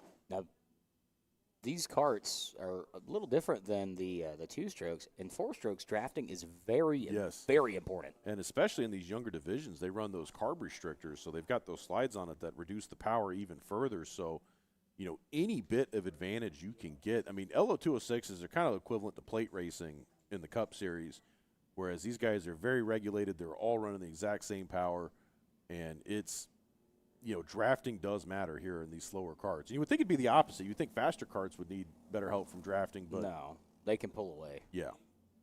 Could you imagine, though, drafting and shifting? That would be terrifying. That'd be a lot to deal with. Yes. That'd be terrifying. You know, throttle control, shifting control. I can barely tie my shoes and chew bubble gum, Steve. I don't know if I'd be able to do that. I don't know. I got my experience last night. I took a couple laps in the truck last night. Yeah, you showed me that video. It was pretty fun. Yeah, I took a couple laps myself over at North Georgia Speedway. There is no way I would get my truck that fast out on a dirt track. First time on track, and I couldn't tell you how many years. And, I was holding it about 60 miles an hour through the corners. And I think I top end there was at like 74, 75. And there goes again Tyson Burkett with another flyer. These guys are getting faster as the race is going on. 5 laps in, 3 to go. They're going to see the sticks next time by, which means 2 to go. Looks like Burkett starting to set up Schomer for a potential pass here, entering the backstretch. He is right on his tail. Will he poke out and attempt the under-over here, entering the He's got to start making a move here at some point because he's going to have to feel out Schomer. And he's right on him. And we've seen a lot of diving here into turn 9 here. That's been the go-to passing strategy. You just dive them and hope you can shut the door before you get hit with that crossover. What's that joke from, what is it, American Dad? Dive on in. And I think with track conditions, it's definitely drying out quicker today than it did yesterday. Oh, absolutely. Now, we went from overcast this morning to bright sunshine now. Speaking of bright sunshine. But the problem is there's still a little bit of moisture on that grass. So if you dip any tires off, you are going to catch some of it. And a lot of that's usually that morning dew's not gone until after lunch. But with the program here today, you know, typically they do practice qualifying and then lunch break and then pre-final finals. But with the condensed format, we're just doing it all back to back to back to back to back with no break in it. So, you know, by the time that grass is getting, you know, finally getting dry, we're already halfway through the finals. Yeah, it feels a little weird how yesterday we were done by like 12. And it's 12 now. We're not even running finals. Yeah. I like it. I love it. I want more of it. And right now, less than 2 laps to go. Your leader's coming through 13. Oh, a little bit of a bump Still, there. yeah, getting a little bit of a bump draft. That's a hi, hello, I'm still back here. Don't forget about me. Can I talk to you about our Lord and Savior? Dale Earnhardt. Well, this is road course racing. Yeah. I don't know. Ayrton Senna. Michael Schumacher. I know Michael Schumacher. And they got the white flag, 1 to go. This will be the final lap of this pre-final contest. Schomer still up front when they cross the line, going through turns 3 and 4, passing our vantage point here in the kart racing building. Down through the kink, Schomer still out ahead. I'd say he's probably got a quarter-second gap between him and Burkett. Burkett closing in here, entering the S's. Let's see if he tries to do it. No, he didn't set himself up. No, I think he might be content to just ride this one out and I try don't know. and get after it. Schomer has bobbled twice now on this lap, so this could be Burkett's moment. Let's see if he decides to do it in the final couple corners. He's thinking about it. When's he going to do it? Is he going to push him He's all the way? poking out. Yeah. There he goes. Oh, he Nope. thought, nope. He poked out, and then he didn't have the run. And he tried going a little wide there and not going to be able to do it. And look at that, Schomer running the fastest lap of the race on that final lap. He made himself very hard to beat there. Schomer, Burkett, Wilson, And let's Rivers, see, and Bailey. Rivers and Bailey. Yep, that's how they started. That's how they're going to finish. So going to Really set the clean grid for the racing. I don't jinx it, Steve. Today has been off to a very good start. Well, you know what's But you next. know what's I was gonna say you know what's You know coming what's up next. It's your favorite, Steve. It's the LO206s of mayhem. Try not to get too excited, Steve. I'm trying not to, man. It's really hard. This is my favorite part of the race program. I have a soft spot for LO206s. These guys, woo.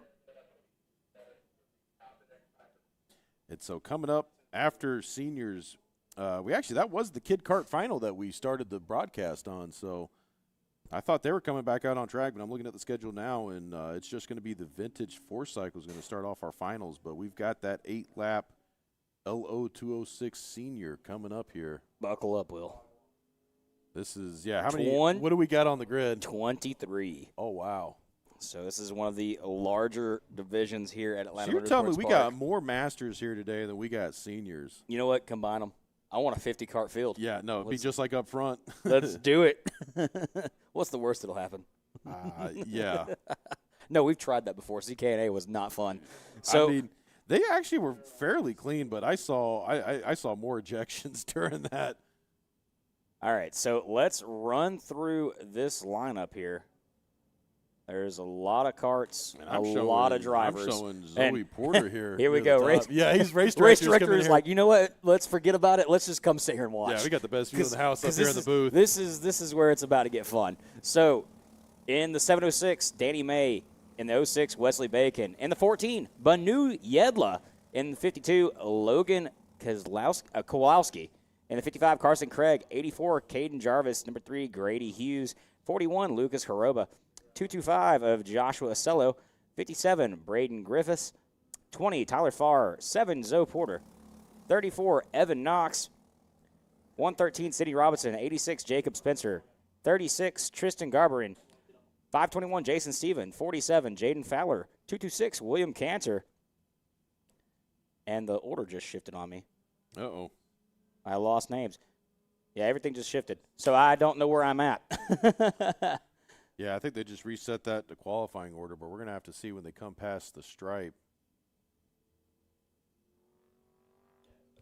And they are getting this one woed down.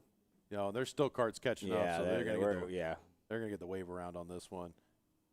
And love that they're using this new starting light every race now. So It used to be beautiful. they just pulled it out for the shifters. Now they got it for every single one, and that's such a great aid for these guys as they're coming down the front straightaway. Because sometimes it's hard to see that flagger, and they are getting everybody lined up and woed down.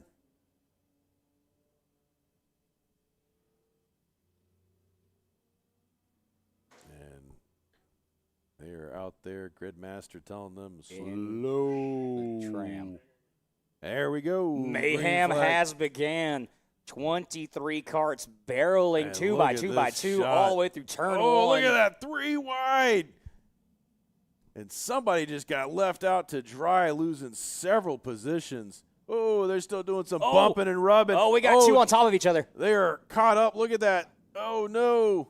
And that's the 34, and I didn't see the other number there. That's the 34 of Evan Knox involved in that incident. And not what you want to have happen on the opening lap. It looks like he just ran out of real estate. And the worst part is they stopped on that hill, so they're going to have to go back down and get a run to get back up. So even if Oh, they a lot of do get contact them, there in the S's. Carts possibly going around. I think they kept him. We got Rainbow one guy who Road went being through- used there. Yeah, we saw one guy go through Rainbow.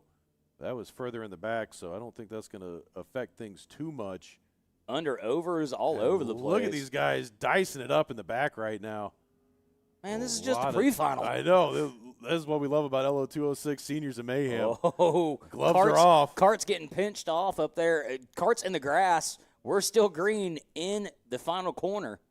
And right now, Danny May is your race leader. Just behind him, Wesley Bacon. One car way off in the grass in one. Whoa, those cars are still there. Those guys are still stuck on that hill as the field comes driving by. And I'm showing that we're missing a second place right here on the score screen, so I don't know if there is a mystery driver. Oh, almost too wide there in the kink. Thought better of it. Big lead pack. We're going to focus in on Danny May leading the charge. Lots of drivers in this. So we And see. that might be Eugene Panenko Yeah, I there in believe that is second. Panenko. I see Danny May, Wesley Bacon, Panenko, Carson Craig, and Banu Yedla in that group of, well, there's 6 of them. And Oh, we Logan, got another cart off right there, the number 13. that is the number 13 of Ashton Turner, was running 15th at the time of his mechanical there. And we have got a solid 6-pack of carts right now running up front. Solid 6-pack. I like that. Yeah, it's not Bappel, though. It's not Bappel. They don't make them in 6-packs. Those are only in 12 packs, 30 packs. They call those degenerate packs. Yeah. But right now, we got that pack of leaders running up front as everybody making their way through the kink and down the back straightaway. Here's a pass for the lead right now. Look at this, Danny May getting hung out to dry. Oh, no, he lost 3 positions, might lose a 4th. Banu Yedla looking to get around. But Danny May able to shove that cart back in and stay ahead of Yedla. But he lost 3 positions with that move right there. He got shoved way wide and left out as the 2nd, 3rd, and 4th just went right on by. That's scored as Zoe Porter up front. And maybe that is Zoe Porter. Yeah, now it's got She have showing a purple everybody. driver's suit? I don't know. That That looks like just a cart. like That looks yeah. like a cart freedom cart. There is a pink stripe coming down the side of that score, so I mean, hell, we'll call it like it is. Works for me. Zoe Porter. Zoe Porter. Yeah, it looks like a Panenko cart. Yeah. And right now, they're coming through the S's right now.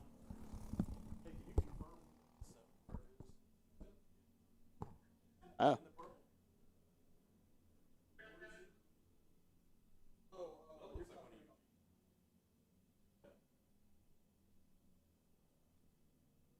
Okay, so we're getting it confirmed. That is actually Eugene Panenko up front. We thought we were right on that. I was going to say, did Zoe grow a foot since last Yeah, month? yeah, I didn't think that was her, but I mean, you She's never been hitting the gym know. hard, man. Hitting the gym hard and hitting the track hard. Yeah. And there goes Danny May on the outside trying to get one of those positions back. He's going to put the pinch on Carson Craig. But no, Carson Craig holds firm, shuts the door, sends him back to 5th. Well, 4th place, I should say. That is. And that front pack of 6 starting to spread out right now as Eugene Panenko leads those kart racers through the S's. He's doing his best to fend off Wesley Bacon right now, just behind Bacon, number 55 of Carson Craig. I made this joke last year. I'm going to make it again. Carson always flirting with greatness here. You know, I don't want to jinx it before we're through the final, but every time we see him up here, something happens, whether he gets touched, mechanical. So want to see him do good things. He's one of those drivers we've been following since the beginning of his career. I could already hear Al Edwards saying, Wilbite Racing driver. And Carson, you know, when we first profiled him way back in the day, he was off selling candy bars to front his racing. He was – man, he was starting. He was here when I was an employee here. Yeah, and he was going door to door, you know, basically to raise money for his kart racing. And his dad told him, "Say, hey, every dollar that you make, I'll match." And sure enough, he went out there and sold enough to get himself into a racing kart. And been great following him as he's been climbing through the ranks here. Got himself a Miata, I think, last year. Yeah, he did. Now, he's been trying to make the transition up to road racing, up on the big track. You know, he just got done doing a stint with VRD. I have convinced him to run dirt. He wants to do it. He has got the personality to be a dirt track 100% has the personality. Popsicle sticks in the air. 2 laps remaining here in this LO206 pre-final Seniors of Mayhem. Oh, speaking of mayhem, we got Danny May in the grass. The pass in the grass. Hey, he gets around Carson Craig. I don't know. He got around Wesley Bacon too. That was a 2-for-1 special. I don't know if that one will stand. That will probably go to a review. I don't know. That's uphill. He didn't gain an advantage by doing it. Track limits. I don't know. Oh, to the inside. Look at this. Wesley Bacon, Carson Craig. Oh, they left him out to dry. They just to 4th. Did the same thing that happened on lap 1. And Danny getting killed out there at turn 9. Oh, and he's going again to the inside. This is the battle I didn't see. Carson Craig, Danny May battle for they 3rd. Are side by side coming into the braking zone at 16. Danny May's going to have to get off of it for a second. Now he shoots back to the inside. They're going to be side by side going into turn 1. White flag is out. Carson Craig holds him on the inside. Danny May pod to pod. And that's Craig going to have the advantage there on the inside. That might slow him down just a little bit, and it kind of does. Yellow flag waving in turn 4. There's a local yellow at the top of the hill as Bacon had to pull off from trying to challenge Panenko. And look at this. Somebody getting shifted way back there. And Danny May and Carson Craig dusting it up, and they're going to lose some ground there. Look at that transition. Beautiful shots. Love these drone shots. Danny May in 3rd. And I believe it was Carson Craig that got shuffled all the way back to 5th. Yeah, that was Banu Yedla getting around Carson Craig. So we'll ride right behind Carson Craig as they come through the last couple of corners. And look at this, side by side for the lead. Danny May trying to make the move. Is he going to be able to do it in the last turn? Danny gets it. No, that was Eugene, and Danny gets him with the crossover. Oh, my gosh. And they are humping that guy across the line, and Wesley Bacon gets it. Bacon was sizzling. That was a call. Yes. That was a 3-way battle for the lead, and I thought Bacon was out of it. We got 4 more laps of this. I know. I'm so excited. No, we've got, 12 more laps of this once we get to the final race. That's what I'm saying, but wow. What a terrific finish. 10 out of 10. Very exquisite. And that is why we love LO206 as a mayhem right there. You never know what's going to happen. No. Great racing all the way around. I mean, look at this. And there's Bacon in second place, just sends it on the inside. I thought he had it. Look, because he had it. If Danny didn't have that I thought push. Panenko had it. And then, yeah.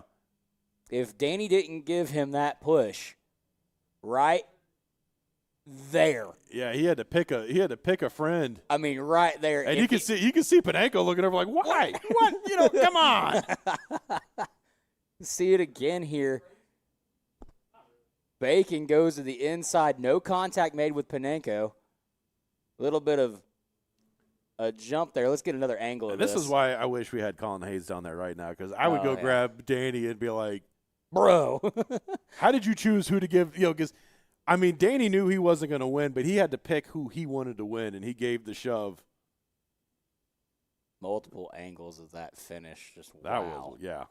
I mean, here's some more highlights from this division. And this is the move from Danny May. And look at these guys. I mean, that was this the pass Danny, in the grass the right pass in the there. grass. 2 for 1 special. 2 for Danny May. Yeah, he still had 2 on the track, so that's legal, right? Yeah. Then we had this one that went way off there and just cut the grass. What's your last name again, Cole? I keep calling you Cole Custer. Hollifield. Cole Custard. Cole Hollifield Custard. Cole Trickle. Yeah, there we go. And when he's sitting in the HR office, Cole the Mole. No, Wow, to call him out like that. Wow. Safety crews out on track with a couple of Where do you think he's going to recoveries. be sitting on Monday morning? He's going to be like, that announcer. In HR complaining about yeah, us? I'm going to get as a contractor, I'm going to get HR complaints here. Wouldn't be the first time. Yeah. Yeah, that announcer, I want him fired now. The guy with the red beard? Yeah, and the chicken Which tenders. one? Which one? The fat one. Well, that doesn't Got to narrow it down. With or without glasses. Yeah. The one with back problems. That's both of them. Yeah. Oh, boy. And right now, recovery crews getting those carts pulled off track. So we are about to go to the final. Yes, and This Kid is Kart's the Kid Kart's already ran, so we're about to do vintage carts here. This is the north-south battle here that is about to come on track. We'll give you a lineup here. We got Kenneth Buff in the number 10 cart starting first, Todd Breedlove in the number 12 starting second, Thomas Neese in the number 26 starting third, Frank Baldozier in the 110 starting fourth, Tracy Pearson in the 892 starting fifth, Jason Tidwell in the number 6 starting sixth, Kevin Baloo Bayou Jr. in the number 9 starting seventh, Kevin Alvarez in the number 17 starting eighth, Frank Barasarda in the number 73 starting ninth, Todd Martin starting 11th in the number 85, Billy Johnson in the number 2 starting 12th, and Grant Lockwood is still scheduled on here. He did not qualify, so he will be sent to the rear in the number 11 starting 13th.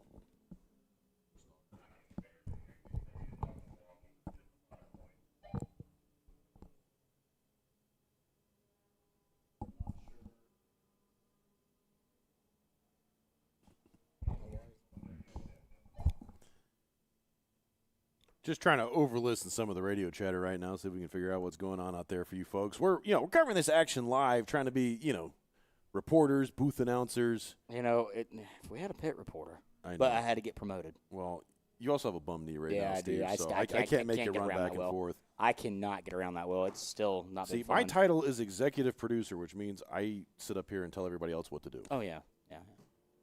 So, if you're looking to get into broadcasting. Yes. We're looking to replace Will right now. Well, looking to replace myself. Well, before we get too deep into it, yeah, you keep going to all these other tracks, Steve. Yeah, I'm sorry. 5 tracks this season. I don't know how you keep your marriage healthy. That is. I can make. Never mind. I do have a kid on the way. Yes, so you're doing something right, Steve.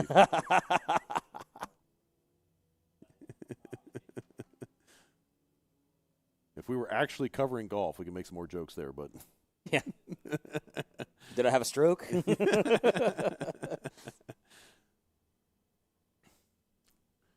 was going to say, you finally made it in the hole. So that's little Steve's going to be running around next year. So I am excited for you, Steve. See, I've got a little 2.5-year-old terrorist at home. So I know fully well what you are. Well, you probably don't know what you're signing up for right now. I don't know. I mean, the easy part is the first 9 months. The hard part's after he gets born, and then you're going to have no Well, sleep, no time. I love how you're saying he. We don't even know yet. We find out tomorrow. Everything you do around your, postpartum wife is going to be a direct attack on her, and you're never going to win, Steve. So we already have it scheduled out, all right? So kids due in December, very first of December, happens to fall on Snowball Derby Day. My planning could not be any worse. Snowball Derby, biggest event in short track racing in the country. They can induce babies early, Steve. Yeah, I know. And I told her I am 100% missing that race. If. Like a true racing fan. But if they are You're born, not allowed to give birth on Saturday or Sunday. During race season. If they are born beforehand. You're having a day? Well, I don't know yet. Yeah, don't assume your kid's gender, Steve. I don't want to go there with you. That will get us canned so fast. Anyways, what was I saying? Your kid's pronouns are going to be racer.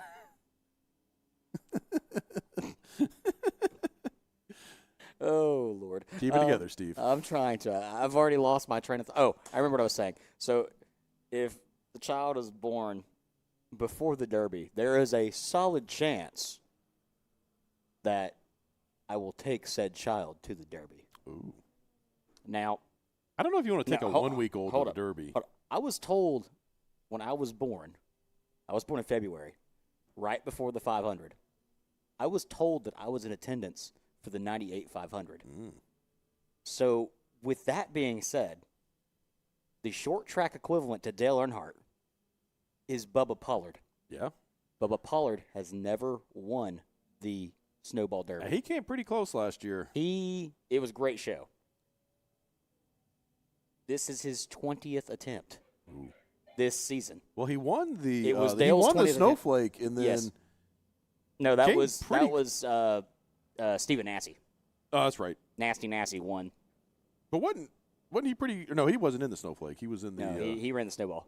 He had a roof malfunction. The roof mounting bracket broke mid-race, allegedly. I don't think it was together when they started. There are gray areas in rule books. And right now, speaking of rule books, A new rule book. we've got the vintage kart class who runs by their own rules. Should they be the mayhem? I think they run by prison rules. I think they get together in the paddock with a sock and a lock and just take care of all their problems because Buttersock. yeah, these are like the Sons of Anarchy guys out here on track. These are the guys you don't want to mess with. These are the craziest, I feel like cowboy drivers out there. I love the vintage I class. feel like we should pipe in Wanted Dead or Alive for the start of this race. I love that half these guys are literally out here in blue jeans. As it should be. Yes. Like, I'm sure they're going to go hop on their hog and ride home, too, after this.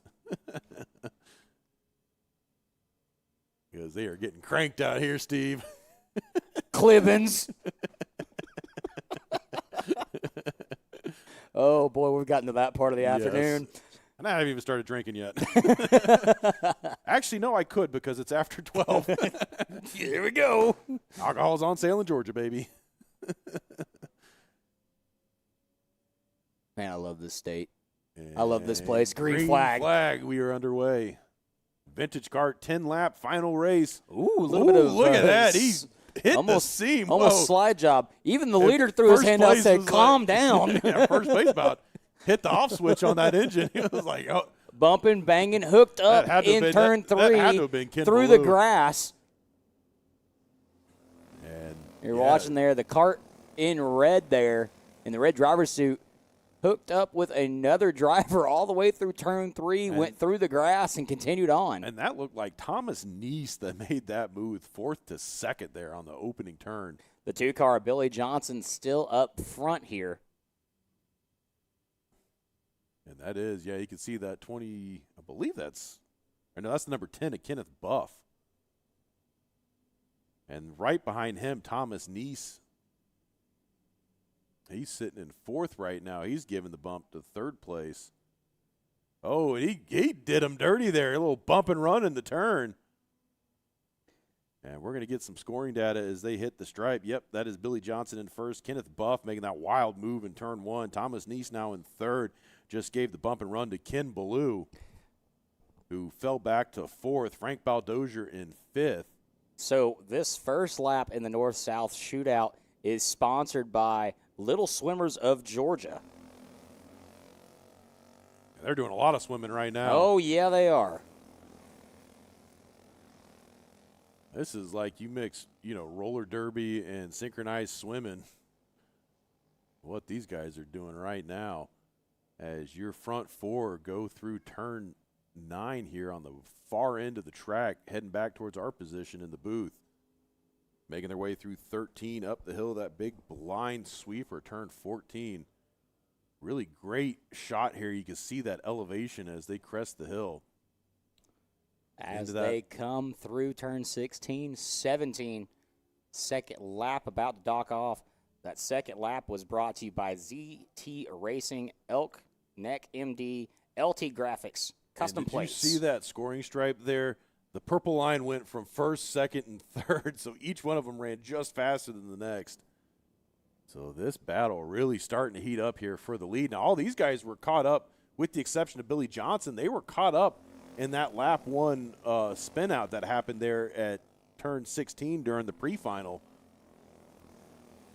So a lot of shaking up happening right now as your leader is starting to pull out a little bit from second place, although third place did run the fastest lap. Oh, so what's trying to look at the sponsor here for this third lap coming up, and I can't make out if this is a T or an A that he wrote down. That is some excellent marketing, able to sponsor every lap of the race. Yeah. Oh, it's a V. Okay, that's where I was confused. So this third lap brought to you by Bragg Power out of Stevens City, Virginia. Third lap now rolling through here. Billy Johnson still your leader. Turned the fastest lap, 104.521. And these karts are really coming into it right now. They keep running faster and faster as they start to get some heat in those tires. As right now they are cresting the top of the hill, coming through turns 3 and 4 past our vantage point right here in the booth and down the back straightaway. Billy Johnson's still way out in front. Turned the fastest lap last time again with a 104.521. But Kenneth Buff right behind him with a 104.595. Thomas Neese catching up to second place right now. There's going to be some action heating up here in the next lap or two. Neese fell back for a minute there, but now he's caught back up, and Kenneth Buff's about to have his hands full. Look at this. Buff just hit the power up. And something's going on with the 26. Yeah, no, he is losing power. The 26 has got his hand up. I think he's done. He has got some kind of mechanical going on. So with that was kart. Kevin Ballou Bayou. And, he's going to pull off right there, and he's going to exit the track. So lap 4 brought to you by Pine Hill Discount Trophies out of Lilburn, Georgia. Tough break for Neese as he has to pull off track, and that's going to let Frank Baldozier pull up into the 4th spot. So he's going to be knocking on the door of a podium, although he's going to have some ground he needs to make up because we are almost at the halfway point. Remember, we're only running 10 laps here with the vintage kart. And Billy Johnson looks like he is out for a Sunday drive right now. He is just pulling away from Kenneth Buff. Buff really got lucky there because Neese was about to put the pressure on him. So this is going to allow Buff to kind of settle in and see if he can claw away at that lead right now that Billy Johnson has. As we get some great camera work from our tower cam, catching the field coming out of 14 into turn 16 and 17 right now. There's your leader coming out of 17 down the front straightaway. They're getting the cross stick, so we are at the halfway point. Halfway, lap 5, Billy Johnson still your leader. Lap 5 brought to you by Frankie Beans of Beans Performance, KA and Shifter Engines out of Central, New Jersey. And you can see Frank Baldozier with that lean still. I think that's just how his kart's set up. I think he just got about 10 degrees of camber built into that seat. To be honest, with the way my spine's aligned, I'd probably be doing the same thing. Yeah, mine's all crooked and misshapen and broken. Yeah, my back's about as crooked as a politician. Oh, Shots fired. Which one? All of them. And just like So that. I was trying to get Grandpa Steve to come out and get on a soapbox here. Don't get me started. Back in my day. No, And now the battle's starting to heat up for fourth place. Frank Baldozier's got Frank Berisarda on his rear end right now. This was the battle we were watching during the pre-final for most of that race. And we saw Frank start to fall off at the very tail end. He got passed by two of those drivers on the final lap of the pre-final. Let's see if his kart's going to be able to hang on long enough because this race a little bit of action there passing-wise. Yep, some spots shuffling up there at the top or in the mid-pack. 6 laps in, your lap 6 sponsor goes to Tire Station East out of Circle, Georgia.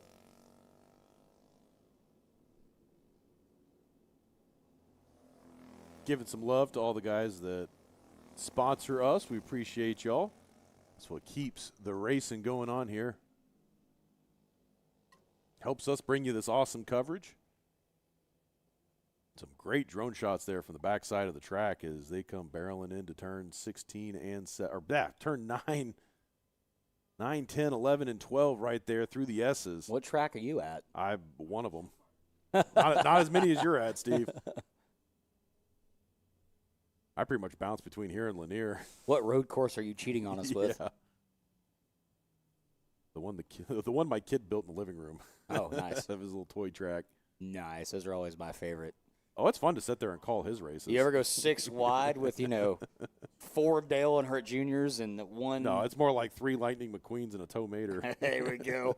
Lap 7 coming into the books here. This one is presented by Stockwell's Garage and Towing out of hometown Vermont. And there we've got Frank Baldozier and Todd Martin right there. The battle we're watching.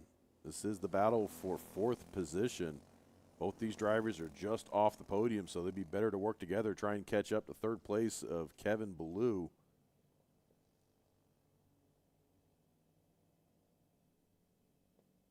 And right now making their way through the S's. Now this is where Frank started having some problems during the pre-final. That kart just started to go down on power as the race went on. This race 2 laps longer. Let's see if he's going to be able to go the distance here. As Martin looks to the outside, thought about it for a second. They're going to still stay single file as they come into the braking zone here at 16 and 17. And kind of hugging the elevation there as they get the sticks. 2 to go. 2 laps remaining. Yeah. Lap number 8 is actually, sponsored by Baldozer Racing. And let's see if Baldozer, both drivers getting a little bobbly there coming through the bottom of turn 2.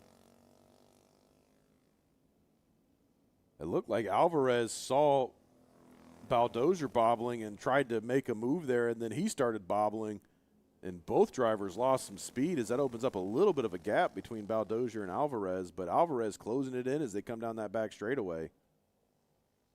And look at that, practically Alvarez on his rear bumper. Almost thought about it there coming through turn 9. Almost looked like a bump and run was started. But I think Baldozer was just closing in his line, and Alvarez didn't have anywhere to go, so he had to lift just slightly to avoid contact. Contact in these vintage karts is a little bit more than just hurt feelings. That's usually hurt bodies. Yeah. Well, no bodies because, it's all frames. Yeah, and that's what makes these guys cowboys out here racing without the pods that we're used to seeing on modern karts. White flag out. This white flag lap presented by K. Riley Designs out of Spartanburg, South Carolina. Here goes Alvarez diving to the inside. He's going to make the move on Baldozer coming up the hill. And he gets around him, shuts the door. Your new 4th place driver, Kevin Alvarez. As they come racing down the back straightaway. Does Baldozer have something to answer with? Let's see as they go all the way heavy into the braking zone. Who's going to be the first one there? Alvarez. He doesn't let up at all. Baldozer's on his back foot right now. Is he going to have anything to retaliate with as they make their way through the S's into turn 13 up the hill here into the big blind sweeper that is turn 14. And Baldozer's fallen off. I think he was racing with his arms out. I don't know if he's going to have enough to catch back up as Alvarez is just pulling away from him right now. And I think that's going to do it and close out the battle for fourth as they take the checkered flag across the line. Billy Johnson is your vintage four-stroke north-south shootout winner here at Atlanta Motorsports Park. Kenneth Buff in second, Kevin Ballou Jr. in third, Frank Baldozier.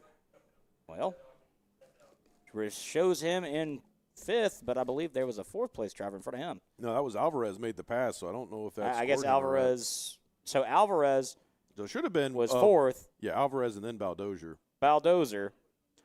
Todd Martin in seventh, Frank Barasarda in eighth, Thomas Neese in ninth, Todd Breelove in 10th, Tracy Pearson in 11th, Jason Tidwell in 12th, and non-scored 13th, number 11, Grant Lockwood. And that was a pretty good race. That was a fun battle to watch there. Normally we don't give that much love to the mid-pack, but that is what vintage racing is all about. That's some good, clean gentleman driving it hard when they need to. And I think the general risk of not having the pods and definitely running these older engines that could probably just explode and take everybody out at any given moment, much like the meth they run on. The methanol? The methanol, sorry. Want to give a big shout-out to we need to get Blue Jean sponsor in here for the Wranglers. Cars. Yeah. Want to give vintage cart, brought to you by Wranglers. Want to give a big shout out to Joey Goley for putting this program here together. They raced at Barnesville yesterday. They are here at Atlanta Motorsports Park today. I don't have the results from yesterday. I could probably pull that up, so give me just 1 second. I'll pull those results. We can find out who really won this race for the weekend, that is. I think the viewers at home are the ones that won, because that was a great battle to watch. And here we go. Biggest grid of the day, LO206 Masters taking the track. And look at that line of carts there at the pre-grid. Is it searchable by Barnesville? Yeah, you could probably just go race results unless they're not on Race Monitor. I don't know what program they use. It's Lamar County Speedway. Oh, that's why. Lamar County. That's not how do you spell county, Steve? It's a good thing you work on airplanes for a living and aren't, I'm a journalist too. Aren't my I was gonna say aren't my my editor for any of the marketing material. That's what Reed Scott does. For Liberty Racing Review. That's what ChatGPT and Grammarly do.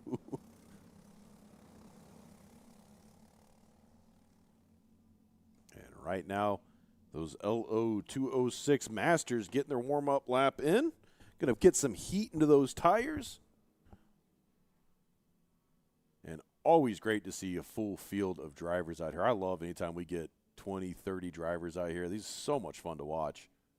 And we got two of them today between the seniors and the Masters. A couple of packed fields. Sitting here trying to find these results. Maybe Mr. Goalie could come up here and let us know those results from yesterday. I cannot find them anywhere. And you can see the corner marshal waving the flag up there at the turn 16 station, getting the field woed down. Should come into our field of view here momentarily as you see the grid master out there keeping those hands down, saying, whoa, whoa, whoa, slow it down. And there we go. We are underway.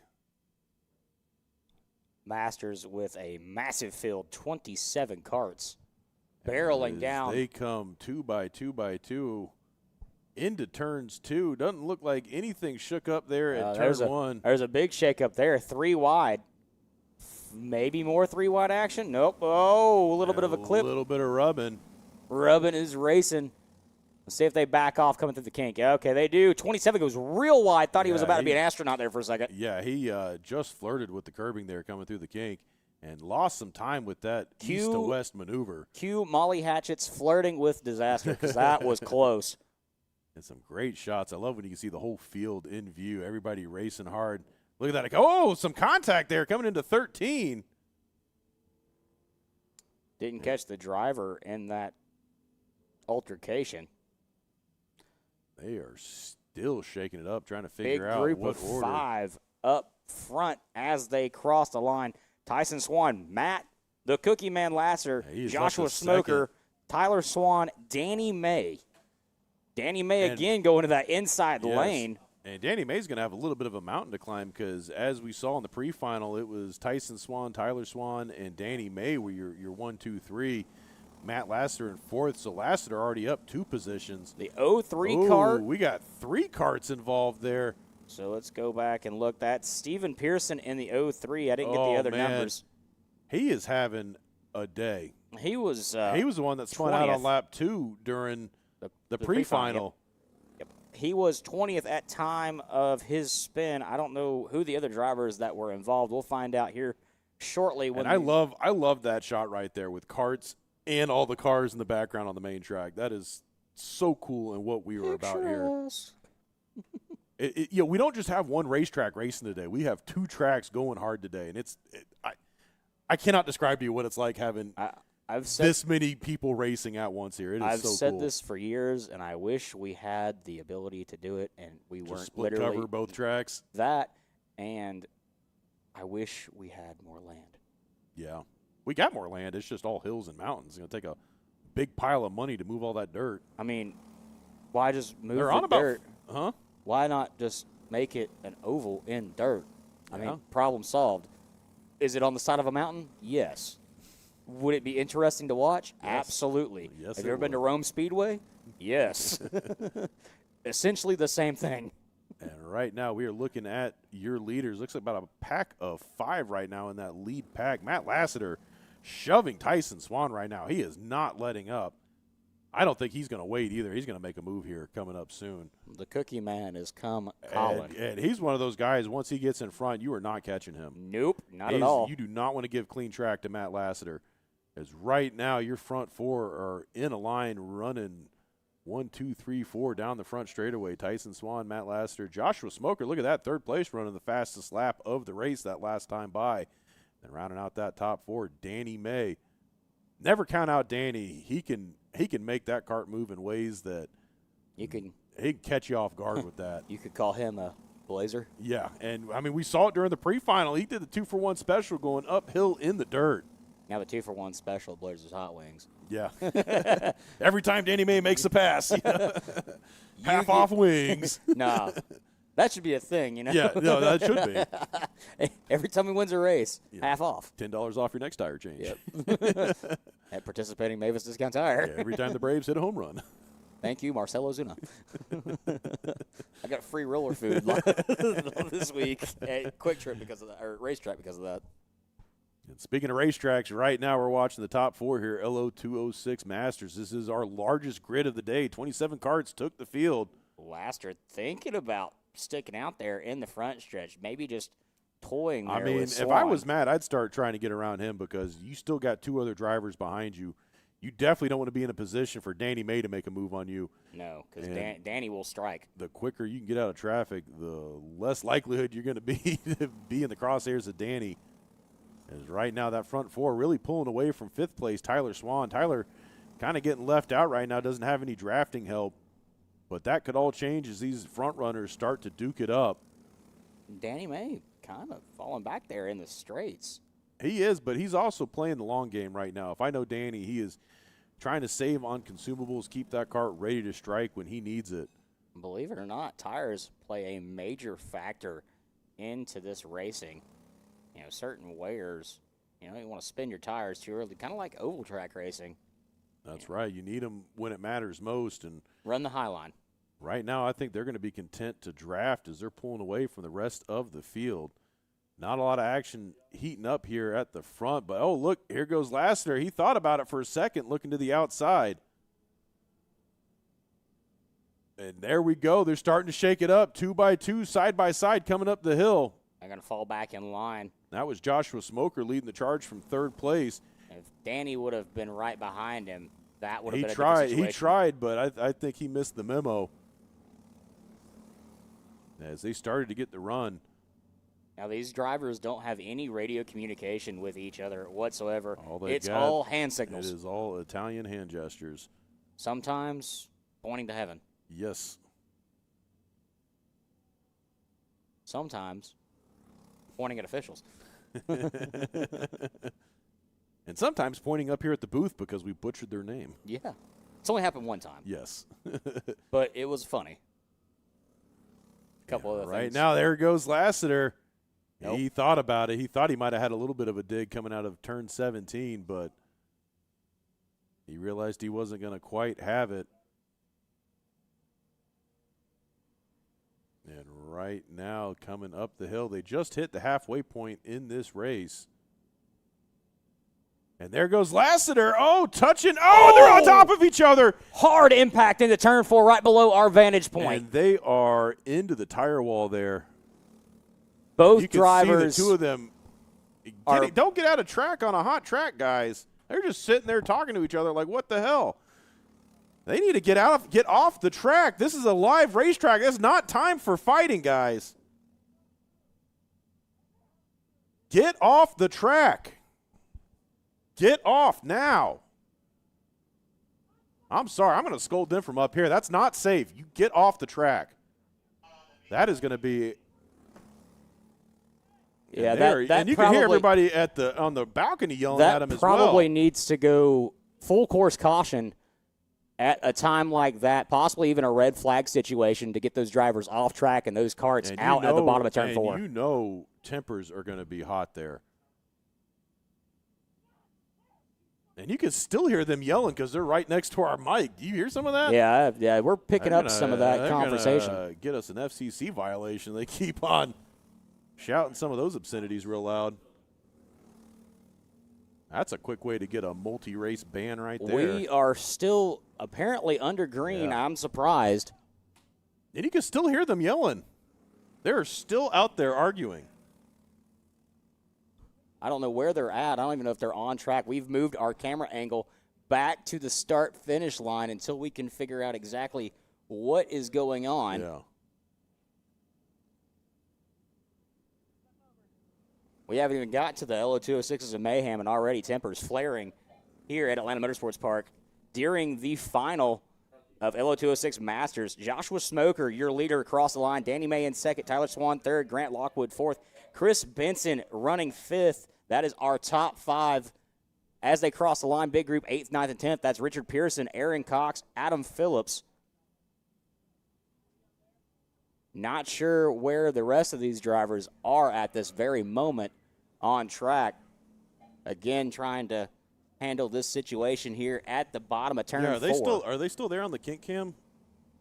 I'm talking to the producer right now. Yeah, they're still over there. Yeah, and you can see they're trying to get those carts cleared off the track right now.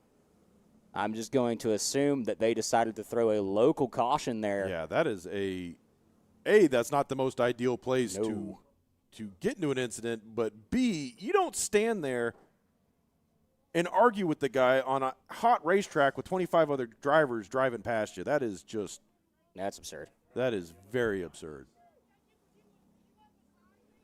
And you can – Yeah, we could still hear it. We might need to mute that mic. Yeah, you might want to mute Channel 9 there on the mixer there, Mikey.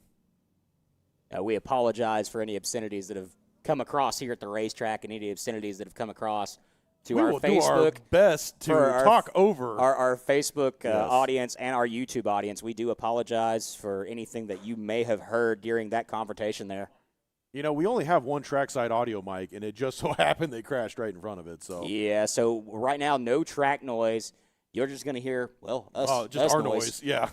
So last time we checked, it's Josh Smoker, our leader. I believe we are watching them currently. Yes. I'm not sure.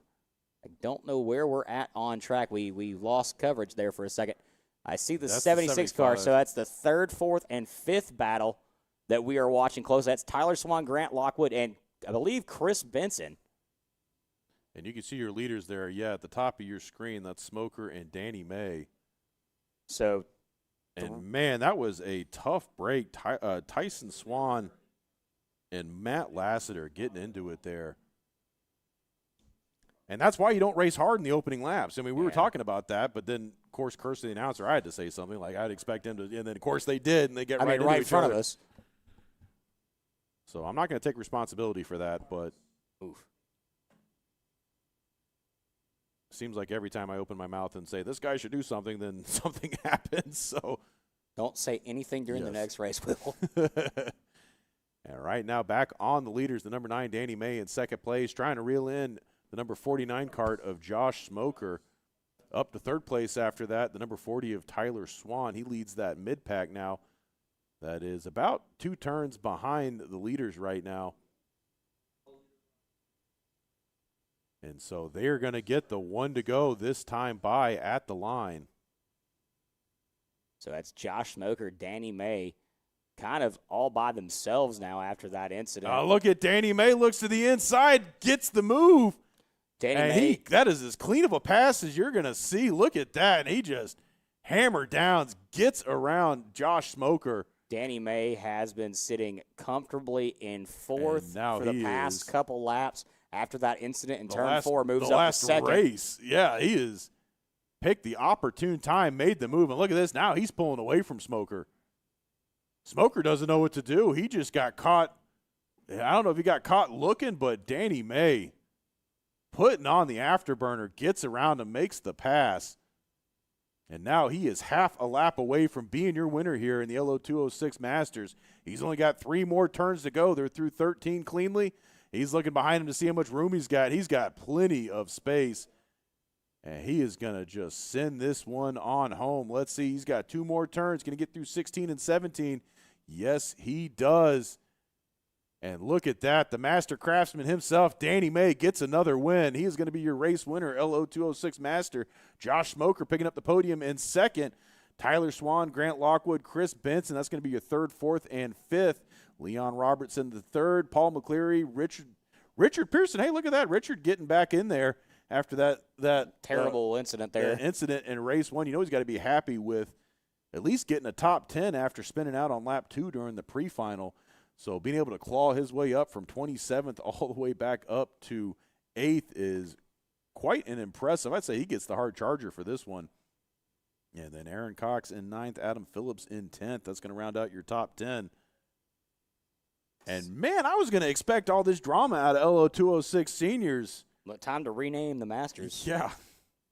So I was about to start chanting, Jerry. Yeah, I was about to get there. We get close.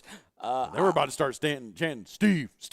You know, they start. I'm pretty sure there is going to be some stern talking to and some disqualifications. Very stern talking to. And some disqualifications. You get up and Maybe get off track. You do not stand there and argue on a hot racetrack. I know tempers are flaring. I mean, there's a replay of the incident, and you just saw Matt just airborne. See if we have another replay angle. Well, the drone was coming in right as that was happening. I think that's the only angle we got. Did we not get it on King Cam? We may have got it. Do you have the shot on King Cam, Mikey? So we're trying to find that angle here on King Cam. Pretty sure officials will be here in just a second to review this. So you see the drone landing at the top. Right there is so the they fortunately didn't hit the wall. But okay, now that from our vantage point, like it looked like they smacked the wall. I mean, wide open. They still had plenty of energy to argue after that, so they couldn't have hit too hard. And, I mean, I get it. Tempers are flaring, but we got to think about safety. You know, an incident like that will get a place shut down. And you got to pack your feelings. You got to get off track, and you settle it after the fact. File a complaint. Again, go talk to the race director, but don't talk to the guy on track in the middle of an active race. Again, we cannot stress that hard enough. Again, we would like to apologize to our audience on YouTube and Facebook if you caught any of those words. And I am getting official word from our director that they are clear of our trackside mics, so we're going to be bringing you all the trackside audio. The piping back in here. But again, we do sincerely apologize for anything that you might have heard on any of our live stream or here at the track as well. Hey, we're doing it live. Yeah. That's the risk. That's the risk that comes with live entertainment. But we appreciate you guys for tuning in. Don't you like how I said that all professional? Yeah, you did, Steve. Know. I've been there once or twice. That wasn't nearly as professional as what you were saying about those chicken wings earlier when you had your mic off. Oh, yeah, those chicken wings. That would have gotten us kicked off air quicker than anything. Yeah, probably. Oh, these things are so freaking delicious. Yeah, we'll say that's what I said. Yeah, that's exactly what you said. That's the PG version of what you said. Yeah, that's the PG version of what I said. But if you want to experience the rated R version, swing by Fuel Kitchen, get you some hot lap honey tenders. Those things are good. You made me hungry. All right, what menu items have we not touched on this week? And I think we cannot say enough about. No, we already did that one. That's going to be the burger you eat after you have this kid. Yeah, I got to lose weight. I don't know. Let's see. Yeah, the burgers look pretty good. They got the Tilky Track burger, the Smoky GP burger. Oh, there's a pimento burger. Why didn't I see that earlier? Yeah, that's the one Daryl had. Our Parade drone lap camera. pimento burger. Let's talk about that. I gotta talk about this for a second. Our drone pilot Daryl Cannon ordered Killboy.com. So go check him out. Leave him a review on Google. Tell him. I couldn't get over this. He ate his hamburger with a knife and a fork, like a freaking New Yorker. What kind of like a club? Yankee. What kind of country club crap is that? But, I was trying to razz him a little bit when he was doing it, and he was like, look, this thing is so delicious and so moist. He's like, you can't eat it with your hands. And I was like, first off, don't say moist in front of me again. Stop it, Steve. Moist. I just ate the mic just to say that. I said, but second, how would you rate it 1 to 10? And he said it's a 10 out of 10. So far, everything's hitting here today. And it's going to take us about a full season to work through this menu here. But you know what I am always a sucker for? I don't know if they got them. They got cookies. Yeah, there we go. I love me a secret menu. Fresh baked finish line cookies. And they're only $1 a piece, Steve. Go get some cookies.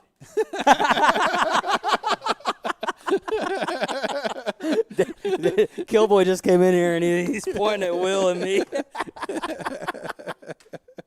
He heard us talking about him on air. But yeah, I think that trackside quesadilla looks pretty good. The checkered flag wrap. You see, I'm a sucker. I love a good fried chicken wrap. That's like put some fried chicken, some bacon, some cheddar cheese, a little bit of lettuce, tomato. Maybe a big dollop of mayonnaise or ranch, depending on what you're into. Yeah.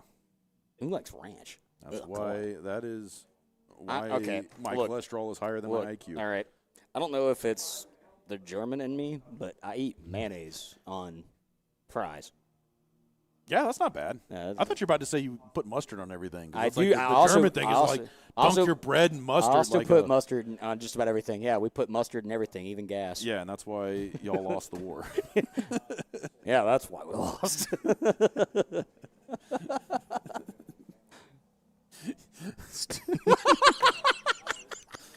I was thinking gas like the gas in your car.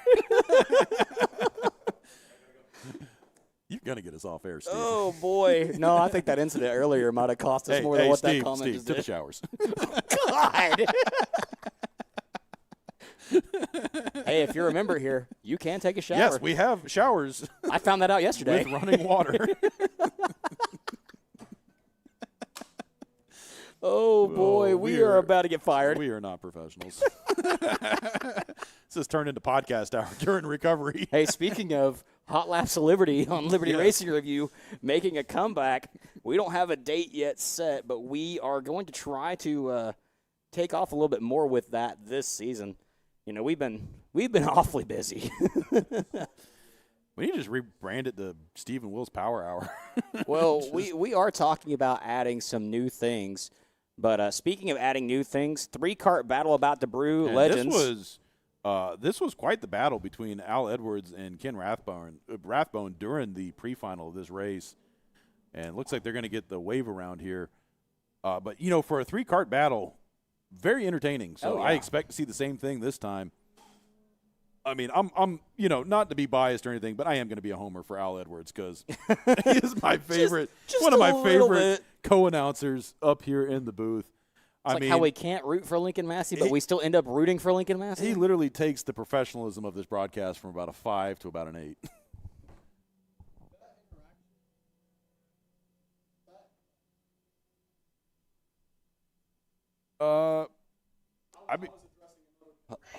Hold on just 1 second, ladies and gentlemen. Green flag is going to fly, and we will mute ourselves for momentarily here.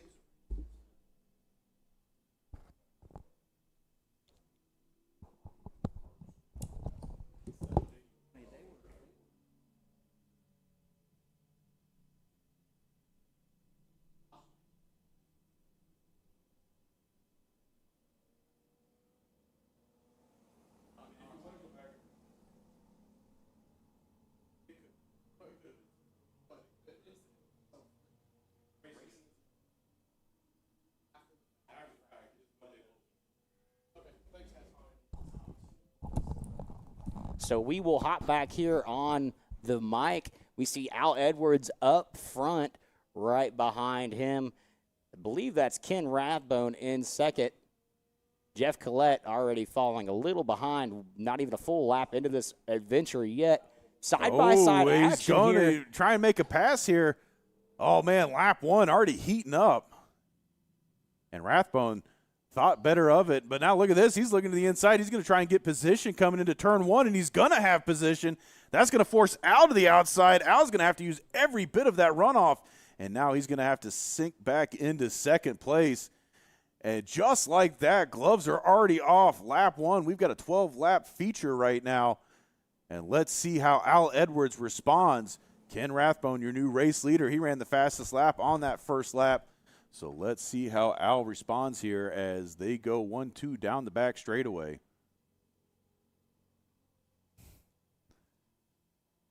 And Steve checking his DMs right now. Yeah, I've got people leaving me to questions. do this all by myself. I've got people asking me questions. All kinds of racing questions. You know, speaking of racing, today marks a year since I decided to go back dirt racing. Nice. As an announcer, I made my debut at Dixie Speedway as their pit reporter during one of the craziest races I've ever seen. Cars were on top of each other at the end of that race, kind of like how they were on top of each other at the bottom before. And right now, they are still 1-2. Ken Rathbone leading Al Edwards now with some clean track ahead of him. Look at that, Ken running about a quarter of a second faster. And Al back on his bumper, giving him the shove coming down the back hill. I think Al's just going to sit here and wait patiently. There's no point in duking this out. Let's see. Not this early. Last lap pass, because there's only 3 of these guys in this race. I mean, 2 of them are right on top of each other. There's no point in checkers or wreckers. That's right. And that's what we saw in the last race. They were checkers, wreckers, maybe an ambulance ride after them that pushing and shoving. But right now, Al Edwards hot on the bumper of Ken Rathbone. I know Ken happy to return the favor because that's all he saw during the pre-final was the tail end of Al Edwards for 8 straight laps. Now giving some of it back to Al, but we've got a longer race here. We're running 12 here in this final. So 4 more laps than what we saw in the pre-final. And right now you can see both those karts getting light as they crest the hill there, diving into 2, making the way around that sharp 180-degree turn and back up. This is one of the most challenging turns here at Atlanta Motorsports Park. You've got to be able to take it wide, keep your speed up, because if you don't, you're going to get absolutely crushed coming back up that hill. 43 feet of elevation changes, no joke, especially when you're toting around, 200-plus pound driver. Those little 4-strokes start to bark. And right now we are seeing some good racecraft out of these 2 drivers, staying pretty clean bumper to bumper. Ken Rathbone making that pass on lap number 2.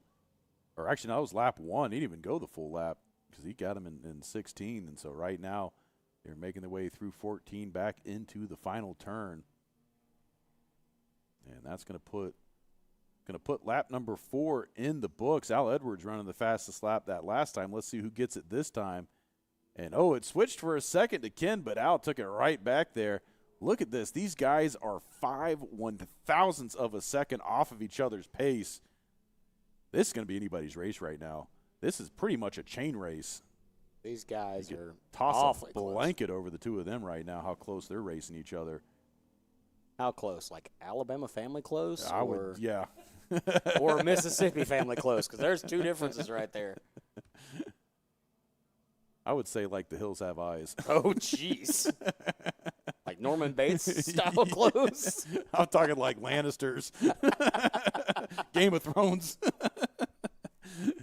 And right now they are pushing. And look at this.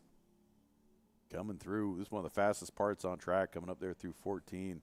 It is hard to describe what that turn is like unless you have actually been out here in a kart and done it at speed. You know what? If you've ever been to Six Flags, arachnophobia. Yeah. The sudden drop. Yeah. And then right back. Because you can't see the exit of that turn. You know it's coming. Yeah. And you come up, and it's a big sweeper. You're off camber. To me, that's like the pucker factor. And speaking of pucker factor, look at that. Ken Rathbone getting a little loose there coming through turn 2. that cart getting a little squirrely, but Al was right on his bumper, so couldn't take advantage of it, and they both had to lift. But, man, Ken got lucky there. That mistake almost cost him the lead. And great shots of them coming into that braking zone into turn number 9 as they snake their way through the S's. I think Al's going to start getting itchy here. They're going to be at the halfway point this time by. He's going to have to start feeling them out. Unless he is right now, maybe he has been studying. We have seen some very surgical passes today, which you almost have to be with these LO carts because, they're not going to get the run quite as quick as what we saw yesterday with the 2 strokes as they get the cross sticks coming across the line. 6 down, 6 to go. And right now, third place, Jeff Collette still running about similar pace to what he did during the pre-finals, so not much of a threat right now to these front runners. But Ken Rathbone, Al Edwards putting on a great show right now. Couldn't ask for a better race when you only have a 3-cart grid.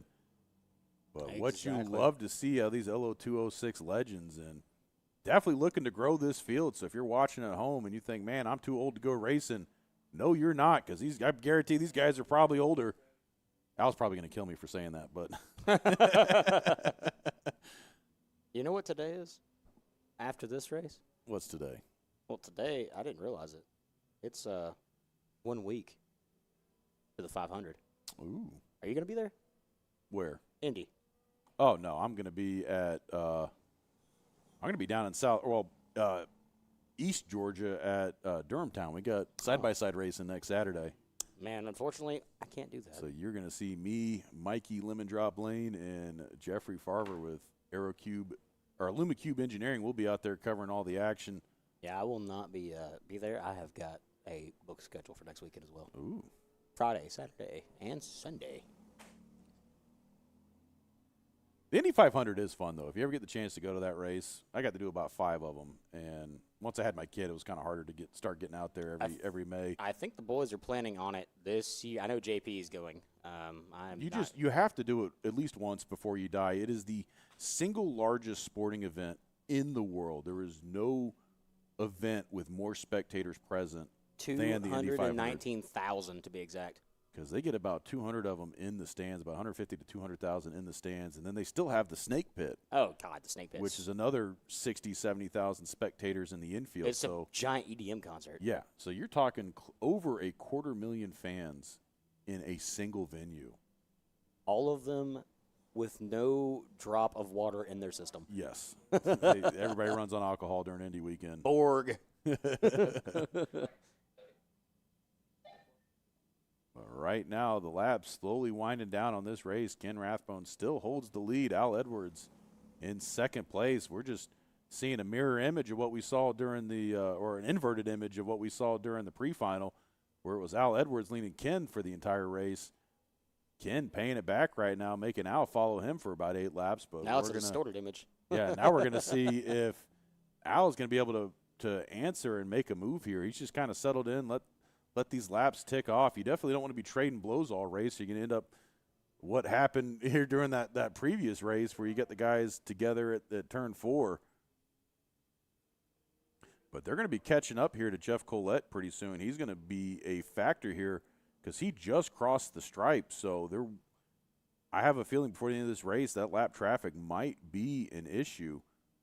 As we're going to have whoa, and there goes Kenneth Rathbone, almost lost it. And Al gave him the point by. I don't know what happened there. That was a very gentleman thing for Al to do. He said, "I'm not going to win this way." He wants a Spartan's death. You know, he's going to go down with honor, blood and sands. You know, I'm going to do it in the arena. We ain't going to do it like this. Pick your sword back up. I'll hand it to you. I even stabbed myself a little bit here. Start doing the Russell Crowe speech from Gladiator. I thought you were about to say Bravehearts. No, I will have my vengeance in this life or the next. No, we're not quite at freedom. We're not there yet. Oh no, we're definitely there. No, in that's other senses of the term. when Eugene Panenko gets back on track and we go Kart freedom as they get the popsicle sticks. 2 to go. Ken Rathborn still your race leader. Al Edwards in second as they come diving over the hill. 2 more laps to go here. It's going to start getting froggy here. These guys been keeping it fairly tame here for the majority of this race. But look at this. They are eyeing down lap traffic. They're going to catch in by the end of this lap. And that's going to be interesting for the final lap because now you're going to have lap traffic in the mix. And let's see how that's going to shake things up. If they're going to make a clean pass or if Jeff's going to race with his elbows out a little bit. Let's see. They're both eyeing him up. They might get the pass here before the final turn. Let's see how they decide to go about it. Are they going to go the inside or the outside? I think Al's going to try and split the difference. Oh, he almost took it to his advantage, and they're both just going to gently go to the inside here and get around lap traffic. That was probably about as good as Ken Rathbone could have expected that to happen as they take the white flag. 1 to go. Let's see, where's Al going to make the move as they come diving into turn 2? Nothing happening just yet. Al's got to do something here as they are bumper to bumper, pushing through turns 3 and 4. Coming down the back straightaway through the kinks, still 1-2. Where is he going to do it? Is he going to try and beat him into the braking zone? You think he's going to wait till the final turn? I don't know. We're going to have to see here. He's waiting. He's not going to do it here in turn 9, so opportunities to pass are going to be limited from here on out. He's got about 1-2 more turns. He might be able to make a move. We're going to see something coming up through 14 here. He's going to need to do something to set him up for that final turn. What's Al going to do? A little bit of separation now between Rathborn and Edwards. Edwards, I think, trying to get a little bit of a run so he can dive down on him. Let's see. Nope. Is he going to go low? No. He's just going to sit there, and he's going to give him the shove to victory. Man, I really wish we had an interview today. And just like that, Ken Rathborn picking up the podium, gets the win in LO 206 Legends. Al Edwards, second place. Jeff Collette taking the checkered flag in third, so he's going to finish a lap down. And about as clean of a race as you're going to see. These are the elder statesmen of the sport right now, the LO 206 Legends.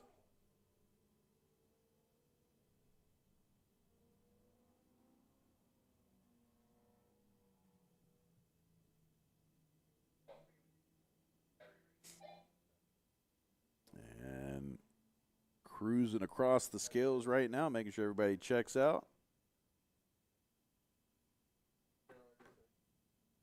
So next up is our LO 206 Junior Final. Man, I'm getting a phone call. I actually have to take that phone call. I'm going to step away for just a second. Will, broadcast handing off to you. All right. Please quiet all cell phones before the movie. No, he's just talking to one of his, 5 other racetracks right now. Yeah, why don't you just put on the headset, Mikey, so, I'm not up here all by myself. Well, we got Karts on track right now, so that is the LO 206 Juniors getting ready to get this next race fired up. They're going to get their warm-up lap in. So going to be another barn burner race. That was a fun one during the pre-final. We saw Mark Nunnally and Nico Corpita duking it out most of that first one. Lincoln Massey kind of just shot off for the easy win, but we were following that second place battle between Nunnally and Corpita. Nunnally getting the last turn, got the pass. So very exciting race. Expect to see some similar action heating up here for this final race because this one's going to be for all the marbles. We run the pre-final to set the grid for the final, but this is where points get accumulated. And right now, these guys are going to get woed up and get side by side.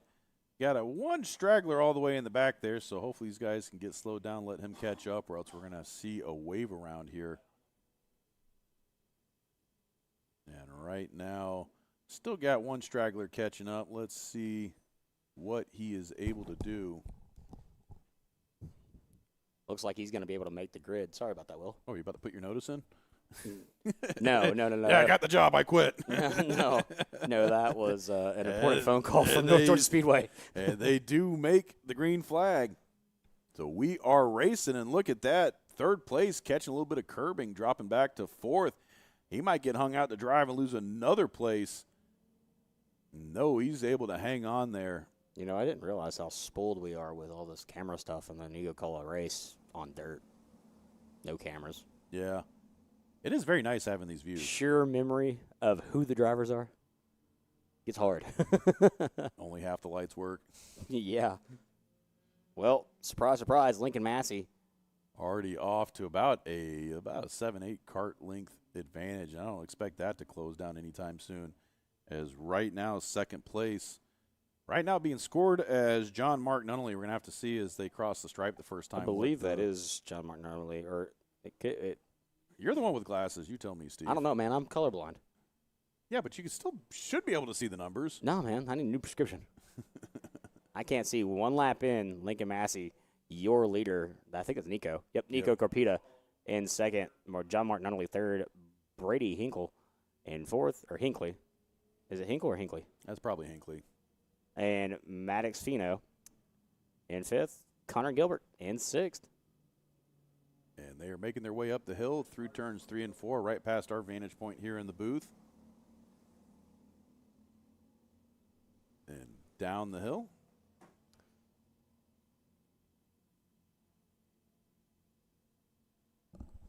Next up, I think on our schedule, could be wrong. Pretty sure it's Mayhem. Oh, it's Cadet. And then the LO206 is Mayhem coming out on track. Again, that was like 23 carts, I believe, from our entry list. So right now, Lincoln Massey way out ahead here at Atlanta Motorsports Park. You can see there the advantage. Time gap last time was almost 2 seconds. This time around, let's see. It's going to register right at 3.5 seconds. Yeah, he's about doubled that gap during that last lap. You need to run that cart past Tech. I mean, Lincoln Massey's good. You know how many laps that boy has turned on this track? Yeah, he's probably got more laps just about any of the competitors out here. I know he's got more laps than I do. And there he is just off the bottom of your screen, just to show you how big that gap is right there. As you see second and third place, Corpita and Nunnally. He's entering the S's as they're coming through turn 8. So we're going to be following this battle for second and third right now as Lincoln Massey's pretty much checked out. And Nico Corpita and John Mark Nunnally going to give us a battle for podium swap positions. And let's see if we have similar, because this is pretty much what we saw during the pre-final. Corpita leading Nunnally all the way up until that last turn on the final lap. Are we going to get a repeat of that, or is Corpita going to be able to hang on and bring this one home? I almost feel like I'm watching F1 right now. Dun, dun, dun, dun. Lincoln Massey, a.k.a. Max Verstappen. You don't sound nearly pompous enough to be an F1 announcer. Oh, no, I'm not British. Nico Corpita. Nor European. Yeah. Enough. I mean, I am, but not enough. I don't come from, Italy. You come from right here in the hills of North Georgia.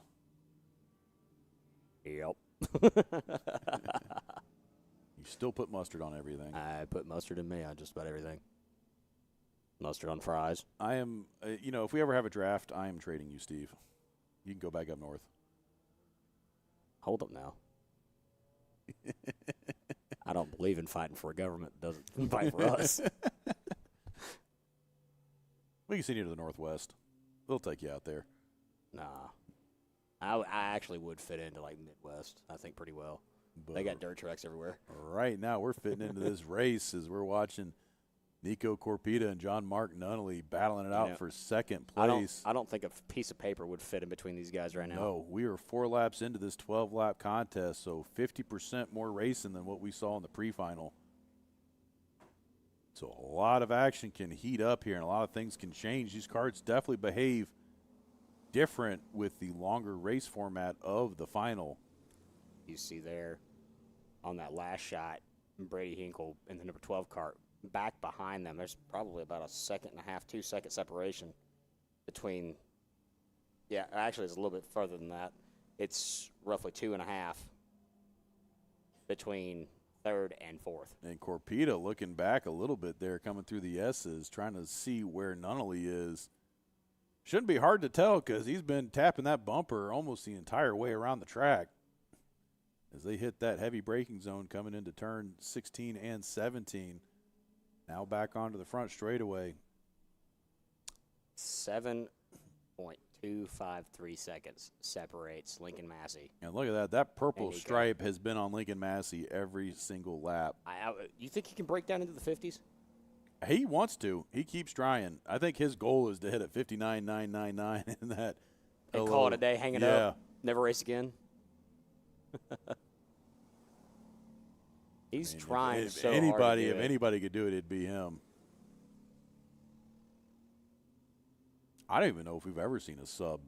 Not in this division. LO. Even the seniors are running like 101s, 102s. Yeah, he's on pace with those guys. Now these junior karts, I believe, power to weight are slightly faster than the seniors. Now the masters are going to be slower because they have a higher weight limit. Because seniors and masters have no slide restrictions, whereas these LOs have the juniors have a slight restriction, but because they're so much lighter, I think the math works out that they're technically quicker on the power to weight ratio. You can see Massey clearing the top of the hill in two, as second and third place of Nico Carpita and John Mark Nunnally just now have gotten to the top of the hill. And there they go, barreling down all 43 feet of elevation change down the hill there. Massey's halfway through the S's. Hell, he's going to be loading up the trailer before we're done with this. He's going to be so far ahead.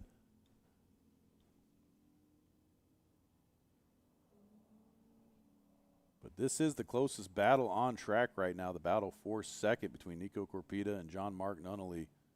This is our LO206 junior final race. This is a 12-lap contest. We just hit the halfway point. It's going to be lap number 7 in the books as they pass the stripe, as your leader, Lincoln Massey, just hit it. And right now, second place, just making the exit out of turn 17. So let's see what that gap is at the line. 10 seconds between first and second place. Lincoln doesn't need the drafting help. He's just. Imagine if he had somebody equally contested with him as a draft partner, where they would be at right now. Well, and I think for his own personal development, it's about time for him to start moving up. Did something happen there? We might have a mechanical. On John Mark Nunnally. Yeah, and did he just pull off? I think he might have pulled He off. did. Yep. Caution flag flying, local caution there in turn 4. He is off in the runoff here at turn 4. I wonder if he lost his chain coming up the hill. That's John. Yeah, we can see it on the drone there on the other shot. There he is. Yeah, he came off. So tough break there for Nunnally. It looked like I can't tell if it's the chain or if it's something else. Well, now we're going to have to go back to Steve and Will Power Hour because we are thoroughly spread out. You can see from that drone shot about 30 car lengths separate second and third. There's about half a track between first and second. That gap is and there's 12 your seconds. leader just now hitting the hill there coming up, too. That's Lincoln Massey. I believe we're following. I don't know who we're following right there. No, That's there's number Lincoln 7. Massey. Lincoln Massey's out in the S's. Nico Carpita, I think, is now in turn 4.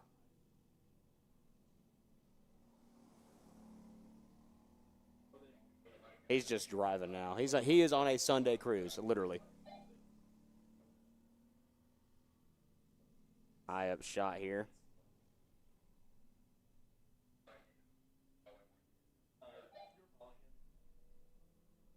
So I believe that is your race leader, Lincoln Massey, about to hit the start-finish. Yes, it is. And look at that. Lap 9 just turned the fastest lap of the race again. He is inching towards the 101s right now.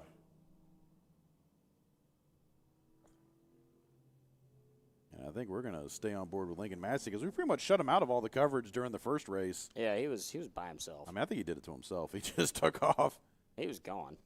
You know, we're gonna watch the people fighting behind, but right now we are super spread out, so we're gonna tag along with Lincoln Massey right now, see how the Master gets it done. Running almost a perfect line there through the S's. He has got this thing dialed in. He is probably one of the fastest junior racers we have here on property at Atlanta Motorsports Park. Can't wait to see what happens once he starts to move up. Need to get him in a two-stroke. Now, Will, we do have something special going on the main track. We got Lucky Dog out there, endurance racing. Yeah, they're on day 2 because they're running 2, I believe, is 7 hours. Either did 8 hours yesterday and 7 hours today, or trying to find their timing and scoring, but I cannot find it. Oh, there it is. They have that reworded. Who's in the lead right now up front? So HMD Racing in the 133 car, 140 laps. That is a lot of laps to run on the Momo track. Champ right behind them at 139. Then the GMW Racing at 138. Shift Happens That's one of my at favorite. 138. That's one of my favorite teams. They're The always Dirty out here. 30, I know those guys. The 137. The Laying Pipe Racing 697. Those are actually Atlanta pipe fitters. Oh, sick. That is a union sick. car. Oh, sick. We they're- actually do some work with the pipe fitters at my current day job because they do a lot of industrial refrigeration. We do training summits.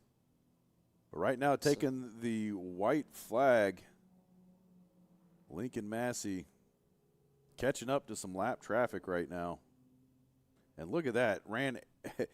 He has gotten faster every single lap of this race. One of these teams on here is named Not iRacing.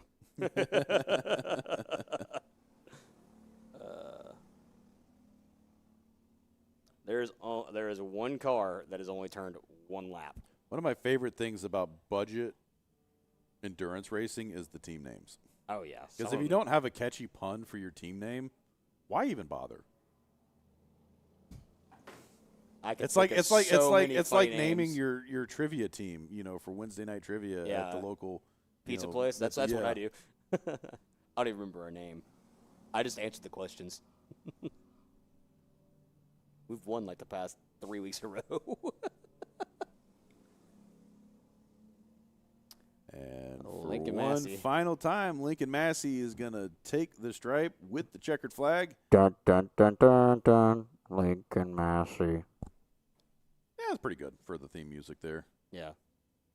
Do, do, do, do. That's copyrighted by Will and Steve, Yeah, that's LLC. right. We added our creative interpretation onto that. And there goes second place, Nico Corpita. That final gap, 20.7 seconds. Lincoln Massey putting a country mile between him and second place. Yeah, 20.717. And then there goes Brady Hinckley. We're not sure. Come up to the booth Please, and correct yes, us. if you are one of Brady's parents, please come up here and tell Or me if I'm you're butchering Brady. that. Or Brady himself. Well, he can't hear because he's on track right now. I mean, maybe he's listening to us. He could You know, be. you could. That actually is a good. Theoretically. That is a good plug for our radio station, 87.9 FM. If you want to bring your radio trackside and follow along with all the action here, Steve and Will up in the booth, just bring your radio out. Listen to us. And if you want to listen to producer Michael Lemon Drop Lane yell at all our camera guys, you can switch over to 88.7 to our production comms. Slightly less professional than us here on the main comms, but. We're not responsible for anything. But, you know, hear on my channel. if you ever listen to the radio station, the local radio station at a big track when they're doing a production, you always hear those producer comments, which I always thought was fun when you pull out your headset. that are And you can hear them, MRN. and you can hear them leading in the talent, and then you hear the talent making inappropriate jokes while they're off air. Clint That's always Boyer- the Clint yeah. Boyer is the absolute worst about that. Kevin Harvick does it too, One but of the nowhere things near I- as bad that's as one of the Clint. things I love is when they're off air, even though they're technically not off air from the local station. That or the one where they were talking about that. Hey guys, it's always that- a hot mic. That ARCA driver that was absolutely terrible that almost killed Cletus McFarland twice. Yeah. Yeah, they were talking about her. she The should've only been reason off she was track. on track was the fact that she had money. And Yeah, that, no, that- unfortunately, is true in stock car racing. I will give Cletus credit where credit's due. He kept his cool with that. Yeah, he even told the fans, like, 'Cause- bro, you need to chill out. Because I'm not going to lie, like if that was me, I'd have probably been out there just like Matt Lassiter during that LO206 Masters race, telling her exactly what I thought. You run me off the track like that. But I will say Cletus McFarland is a master class of just being a professional, keeping it cool. You know, Reed has told me multiple times, Steve, you are Cletus McFarland, but the broke version. Yeah, I'll say you're Timu Cletus. Yeah, yeah. Cletus. Cletus McFarland here. McFarland. Green flag flies. And we are underway. LO206 Cadet. Man, they got that race started quick. I There's know. no cleanup after that junior race. 5 carts.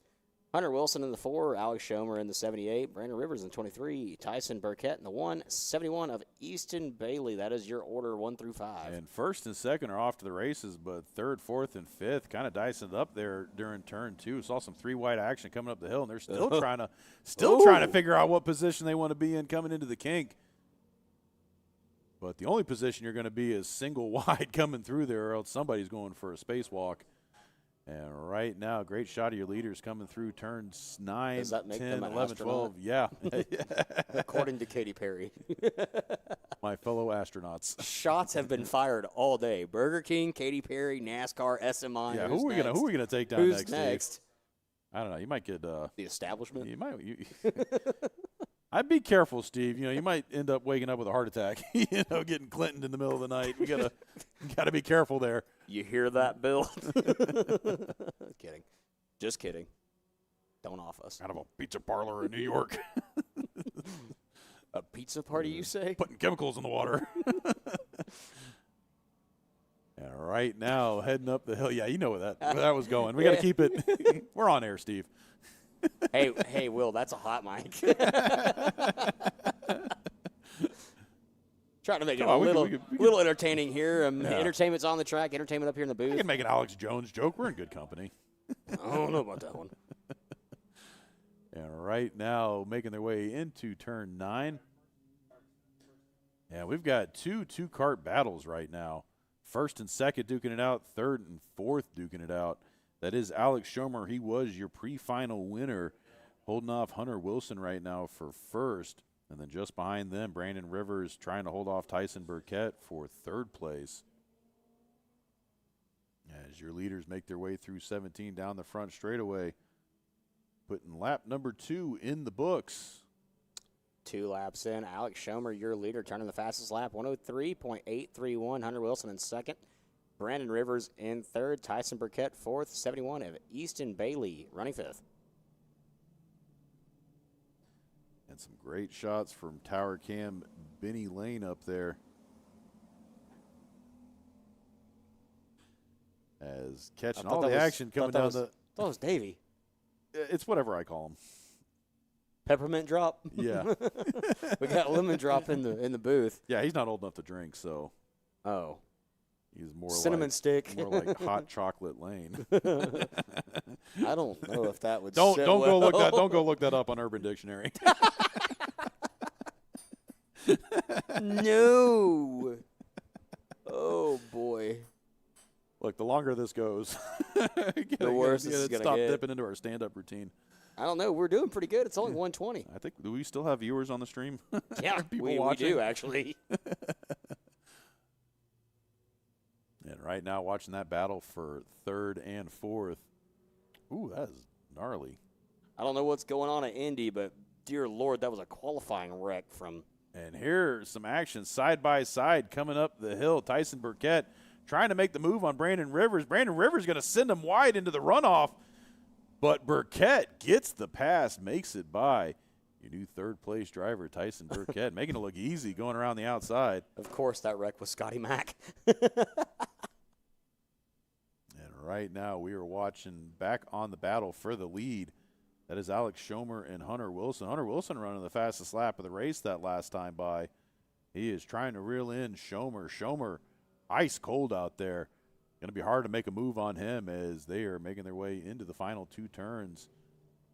And let's see as they get out pretty clean. I don't think either of them is going to be looking to make a move right this second. That's going to be lap number 4. And there goes Wilson right on the bumper. Schomer pretty much giving him the shove over the hill. And they're still going to stay 1-2 as they make their way up. Wilson kind of looking to the outside, thinking about it, but doesn't have the speed. He's going to have to dip it back in as they go single file down the hill into the kink.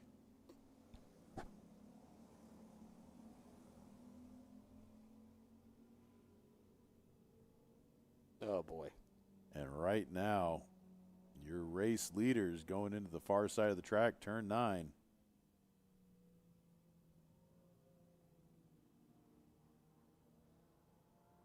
I think they're pretty content right now, not wanting to dice it up too much. Although with these cadet drivers, these are the youngest drivers taken to the full track right now. Normally we see, full-fledged, gloves off racing from the start. But these guys have been keeping it fairly clean today. Probably some of the cleanest racing we've seen so far out of this LO206 cadet. And a big testament to some of these new drivers that we have coming up through the ladder right here. If you are watching at home and interested in getting your kids involved in racing here at Atlanta Motorsports Park, we have we've got the junior racing program where you can basically, the junior discovery program, I should say, where you can come out, enroll your kid. It's a 2.5 hour program where we put them in, we get them dressed up, we have all the gear for them, we put them in an actual juniors racing cart and basically run them through all the fundamentals of racing. And it's a great program. Anybody 11 and younger, well, 5 to 11 I should say, can't really go much younger than that, but it's a great way to pretty much get your feet wet, non-committal. You can try it out, not have to buy all the equipment. Because that is something we do see with junior racers. Sometimes they will get a little bit of trouble early on, catch the fear, and they just don't bounce back. And then as a parent, you're sitting there stuck with thousands of dollars worth of karting gear. So the Junior Discovery Program is a great way to just get in there, try it before you buy it, see if your kid's going to enjoy it. And then, 9 times out of 10, they're going to be hooked after that. So I will give you the caveat of make sure you're ready to get started because it's going to be hard to say no to the little one if you put him in that course and he loves it. And been a great offering. We've been doing this for about 4 years now here at Atlanta Motorsports Park, and it's been a great feeder into the system and a great way to get these young drivers getting their start, getting their feel for it, and oftentimes, it's a great way to network with some of the other guys that are already here. We run that program on Mondays, so it's a great time. And I think they might actually, don't quote me on the Mondays. They might shift that up a little bit, but it's usually set in the afternoon so you can check them out of school and make it here and still have a couple hours of daylight left to run through the program. And just a good way. And sometimes we see guys taking the program twice, and you can go from that. You can go into private coaching. We do one-on-one sessions after that, so if you're still not sure. And we even do race day rentals. So, yeah. They got a little bit for everybody here. And we don't just do that for the kids. If you're like, but Will, I'm not under 11 years of age, come do the adult class. We have a full-day kart racing school. Yeah, it's fun. It is a ton of fun. I mean, they start you off, I think, in the concession yeah, carts. you start in the rentals, and then you go up to the LO206s, and then you get comfortable, to do. If you're comfortable, you go to that. If you is can it hit still the KAs or the yeah, tags? it's the KA100s. Okay. If you can hit a certain lap time in the LO206s, they'll let you get in the 2 strokes. Yeah. And let me tell you, that is an absolute blast. That's like hanging onto a raging bull when she hit that power band. Yeah, it's definitely an adrenaline jump. So right now we are watching that battle for the lead right now. Alex Schomer, Hunter Wilson. Not a lot of action shifting up yet, but as these laps start to tick down, I would expect somebody to start to make a move. Ooh, best lap there by Hunter Wilson. He's 103.067. making time right now, about a half second quicker. I mute my phone. You're about to get kicked out of this movie theater, Steve. I mute my phone, and because people that call me that have the skip silent notifications, they'll hit that button and it rings. Every time.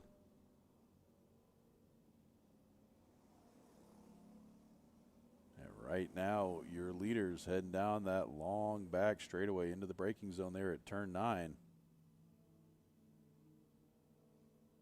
Going into the S's, 1-2, still, he's starting to look out a little bit. Wilson peeking where he can. But Schomer doing a good job of racing with his elbows out right now, making himself as wide as possible to close the door on any potential attempt. But they're going to be 3 to go this time by. So opportunity for Wilson to make a pass is going to be start to be fewer and fewer. So, is he going to try it now? Is he still going to wait? Let's see. He's starting to get a little antsy, looking to the outside, looking to the inside, trying to figure out where that opportunity is going to be. He's been pretty strong coming up through turns 1 and 2. But we're going to have to see as they come barreling down this back straightaway. He's going to let the draft do a little bit of work. Going to get sucked back up in there into that back bumper. But you can see Schomer really using those gears and pulling down the straightaway, as Wilson pulling a little bit as they get through the tighter sections. So I'm pretty sure he's got a shorter gear than Schomer does. But Schomer just leaving him on that back straightaway. And right now into the final 2 turns, they're going to get the popsicle sticks, 2 to go this time. As look at this, player 3 has entered the battle. Tyson Burkett turned on the jets. Fastest time, Yes. 102.513, and he is He was right a on the tail. Full second man. Here Wilson. he goes to the inside. There goes Hunter Wilson. We're watching Burkett. And Wilson now trying to make the move. But no, he's going to be out of position. He's going to have to get back in. Oh, here we go. Is he going to force the issue coming down the back hill? No. This is where legends are made, right here in the last couple corners here at Atlanta Motorsports Park. And they have just over a lap and a half here to figure this one out. Burkett now on the bumper of Wilson. Wilson's going to have to pay attention or else he might get dropped to 3rd. And I expect the gloves to come off for this last lap. Absolutely. Schomer's going to have to do everything he can to hang on to this These boys one. are hanging on to these carts to dear life right now. You see them fighting the wheel. Yeah. It's starting to get greasy out there. Yeah. Oh, this is going to be a barn burner here this last lap. What's going to happen? You see White Wilson flag. throwing his hands up saying, Burkett, let's go. It's go time. Let's do this. White flag is out. 1 more lap to go. They have kept it clean for 11 laps. Is it going to be the same for 12? Almost a bump and run situation there with Wilson. Got right on the bumper of Schomer into turn 3. They're through turn 4, right on the bumper, entering the kink. We enter the backstretch. And he is hot on his tail right now. Looks to the inside. Is he going to try and push it in there? I think Schomer's got a little bit more gear. Is he going to try and dive it in turn 9? Ooh, he There's no clips space. just the curb. He grabbed that curbing. You saw that cart get a little twitchy, but didn't lose a lot of ground now. Looking to the outside. Now he's going to try and cut it back over to the inside. No, they're going to stay single file. They're on top of each other. As they go through 13 and 14, let's see here. There's still 1, 2, 3. It's going to be the final turn. Are they going to make a move? I don't think they have. Oh, something happened there with Wilson. Backs off just ever so slightly. So checker flag flies. Schomer, Wilson, Burkett, 1, 2, 3. 2 more drivers need to cross the line. That's Rivers and Bailey. Let's see which order they come in. I believe that's Rivers coming there on your screen. Yep, Rivers and Bailey. And Easton Bailey going to round out your 5-cart grid there for the LO206 Cadet. Another good race there, Steve. Yeah. And love to see these young guys out here competing because this is the future generation of racers. I mean, these guys are 7 to 9 years old right now. I mean, that's young. What were you doing at 7 to 9 years old? I was probably picking my nose, Steve. I was racing dirt carts. And a class act and a great performance. And big shout out to Will Bite Racing there, getting another podium. I know Al Edwards is going to be happy with the finishing order of that one. Hey, Will. You What's feel that, that Steve? rumble? Oh, yeah. You know what time it is, Steve.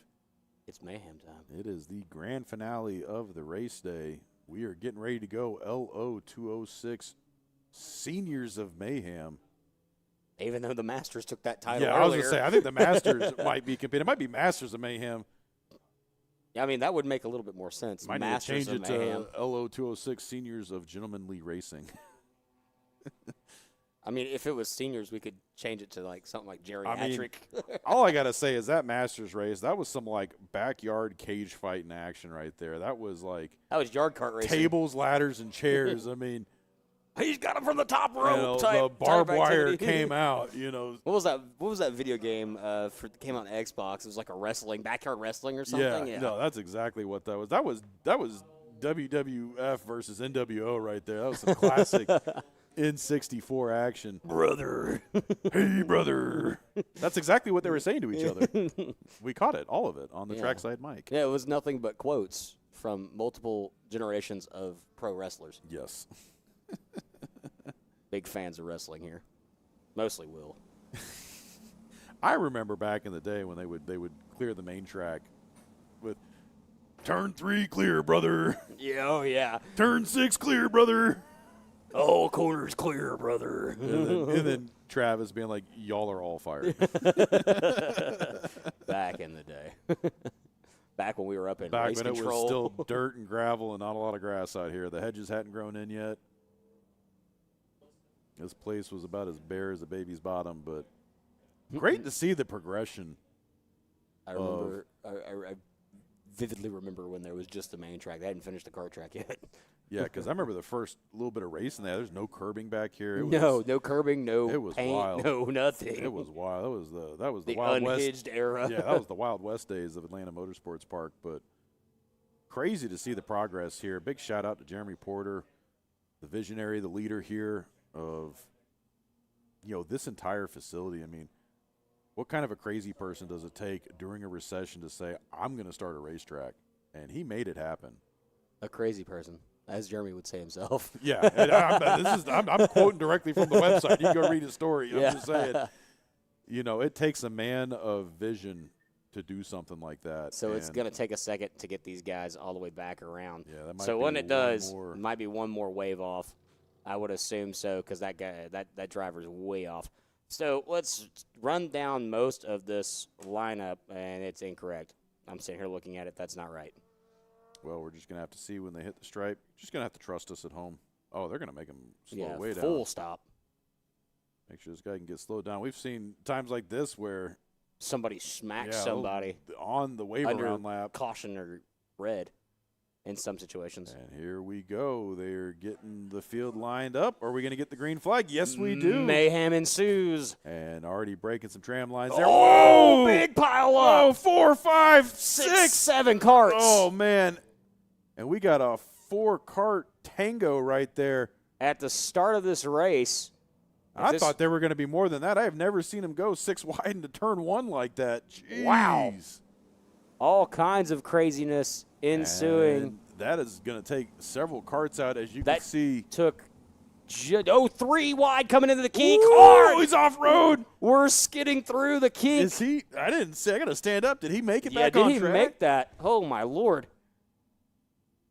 Yeah, I don't see Wow. anybody there on the wall. Jeez. That was the 47 of Jaden Fowler going for a wild ride through the kink. Oh, man, now we're standing up here. Yeah. No. We're done sitting. It's time to stand. This is where it's at. LO 206 Seniors of Mayhem. And these drivers are, wow. And right now your leaders Rowdy. Right now your leaders are Oh, one goes around in Oh. 16. I can't even get my corners right anymore. And we have seen about 8 carts go around just in this opening lap right now. Caution flag waving here at the start-finish line for that incident there in turn 1. Still tangled up. And look at this. Carson Craig, your leader right now. Caden Jarvis in second. Danny May in third. That is that 3-pack we are watching right now at the top of your screen as they come barreling down the back straightaway. Looks like Bacon got cooked there in that incident. I believe, he's back in fourth. He's in fifth, right? Yeah, fourth right now. And so I've got a mystery driver. So that's not Carson Craig. That's Eugene Panenko. Needs to put that transponder on the Charger. But right now you got Eugene Panenko, Carson Craig, and Danny May. I believe that's Caden Jarvis. I lied. So Danny May's back there in that fourth, mid-pack. yeah. So Carson Craig in good position right now. Just needs to try and hang on to this, keep it clean. We're early, though. This is we've early. Standing yellow there at turn 1, indicating that there is still an incident over there. Well, you can see them still trying to get those carts cleared out of the grass right there. not the place you want to get tangled up. And look Definitely at on the this. start of the race. Craig going a little wide there, almost gave Jarvis an opportunity, but Jarvis kind of got into the bumper of Craig, losing that momentum. So they're still going to stay 1, 2, 3 as they come down the back hill. And look at Danny May. He's making the hard charge. Player 4 is about to enter the battle. These guys better watch out. Danny's like, I don't even need drafting help. He's leaving Wesley Bacon all by himself as he's trying to catch back up to this group. And look, we're about to have a 5-cart battle for the lead. As So, Danny May, look at that. I guarantee he's going to get the fast lap this time by. He is he's pulling moving. himself in. He's moving. He is fishing right now. And right now, into the final turn goes your leaders. That's going to put lap 3 in the book. It reflects Zoe Porter, but we have determined that is Eugene Panenko in that number 7 cart. Don't know exactly why it's reading that. Maybe They're both number 7. That's why. Yeah. So Eugene Panenko leading that front group of 3 right now. Carson Craig in the middle. He's in second place. Caden Jarvis in third. Danny May trying to charge back up and catch that group.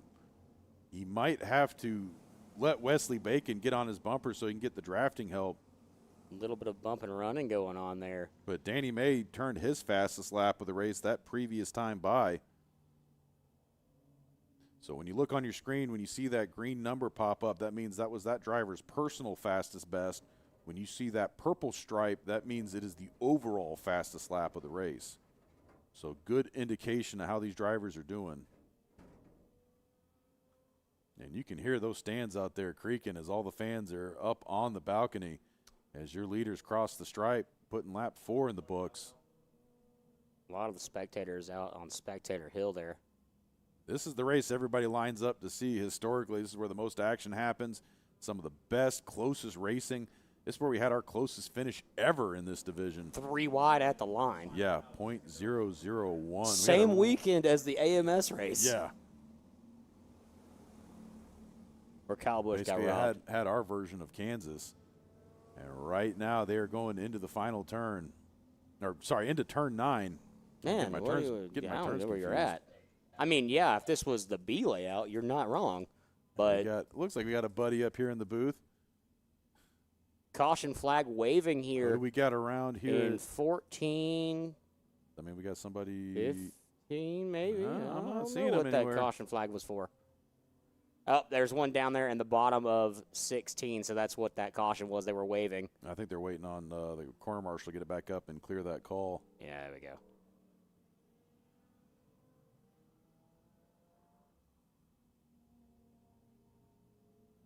And we have got a guest in the booth with us here. We knew it was bound to happen at some point Yeah, today. we were wondering where you were at. Yeah, been since it's such a short day, been a little bit busy. I could imagine. Yeah. I'll say you about had a mile lead there. About put everybody down a lap during that race. Actually, it was a mile, Yeah. like a legit mile, Was it really? just about. And for those of you tuning in at home that have not watched a broadcast before, that is Lincoln Massey in the booth with us right now, winner of the LO206 Junior Division. We got to ask you, Lincoln, when are you jumping up to senior? How many more seasons you got? After that last Or are you race, gonna I go don't to know if he two-stroke? wants to go. Well, so this year I'm turning 14. So 3 more seasons but I'm hoping to get into cars before that. So hopefully It's a Legends. good transition. Yeah, Legends are fun. May I suggest micro sprint cars? Get out of here, Steve. Let the kids stay on asphalt. Stop trying to convert everybody. Hey, look, it's working. And speaking of working right now, Eugene Panenko is working the field. He is leading that pack of 3 up front. You still got Carson Craig and Caden Jarvis as they make their way through the S's right now. And we started off with a bang, and it's kind of calmed down just a little bit. Eugene Panenko. Great shot of the kink right now. Oh, well, that stinks. Well, it looks like we got a slight problem there with some of our equipment. So at the line, Eugene Paneco, Carson Craig, Caden Jarvis, Danny May. Jarvis running the fastest time, 102.027. Wesley Bacon, Tyler Farr, Grady Hughes, Tristan Garberin, Cindy Robinson, Lucas Caroba. That is your top 10. And our transmitter picked a great time to just yeet its battery out there at the Cowboy Cam. So See, coming out of the chicanes right there, they wanted that defensive line down the back straightaway. Just hoping, Eugene Paneco, hoping that he can keep that first place position. But I think that if Carson Craig and Caden Jarvis play this right and wear Eugene Paneco down, they'll be able to pass him. And right now, your leaders making their way down the front straightaway. Going to be 8 laps in the book. So this is where we'd be throwing the checker during the pre-finals, but we're in the finals, so we got 4 more to go. This is bonus racing for those watching at home right now. And Eugene Carson Paneco, Craig's about to make his move. He keeps poking out ever so slightly. Right behind him, though, Caden Jarvis, who just ran his fastest time last lap and set the fastest time of the race. And Danny's still trying to catch up, having a hard time there. And, yeah, there we go. We got our drone back up in the sky. There we go. Problem with the FPV drone is it only lasts about half a race on a battery, so sometimes just the timing doesn't work out. So, but we should be up and running until the end of this one. So, you know, I'd say the person that's done the most laps on track's probably been Daryl in his drone. Yeah. He's matched Al Edwards now. Yeah, I laps. think he's got more miles on that thing than But he any of these karts. doesn't he have a shifter cart? Yeah, he's got a shifter and he's got a tag. And look at these guys, bumper to bumper. It's a chain race right now for the lead. As Eugene Paneco still being dominant, started in the lead. He led all laps of the pre-final. He's leading all laps here so far in the final. It's going to be his race to lose right now. But I know Carson Craig is hot on his bumper. He's hungry. He's hungry, really, really hungry, almost as hungry as I was earlier. Yeah. Well, good thing he didn't eat because he needs all the advantage he can right now. Every ounce of extra weight gonna need to be shed if he's going to try and make his way around Eugene Paneco. What about Clemens? They go chopping over those rumble strip right there. Caden Jarvis in third right now. He is the caboose on this train, trying to feel it out because I expect Caden to start making some moves here in a minute because they're going to get the sticks here. It's going to be 2 to go. Somebody has got to start making a move. This is usually when we see it happen. Now they're all closing in, getting tighter as they go down into turn 2. Right here will be the vantage point for Carson Craig. Eugene is not going to give this one up. He's going to make Carson earn it. Is Eugene one of the top drivers we have out here in both 2-stroke and 4-strokes? We saw him dominate yesterday.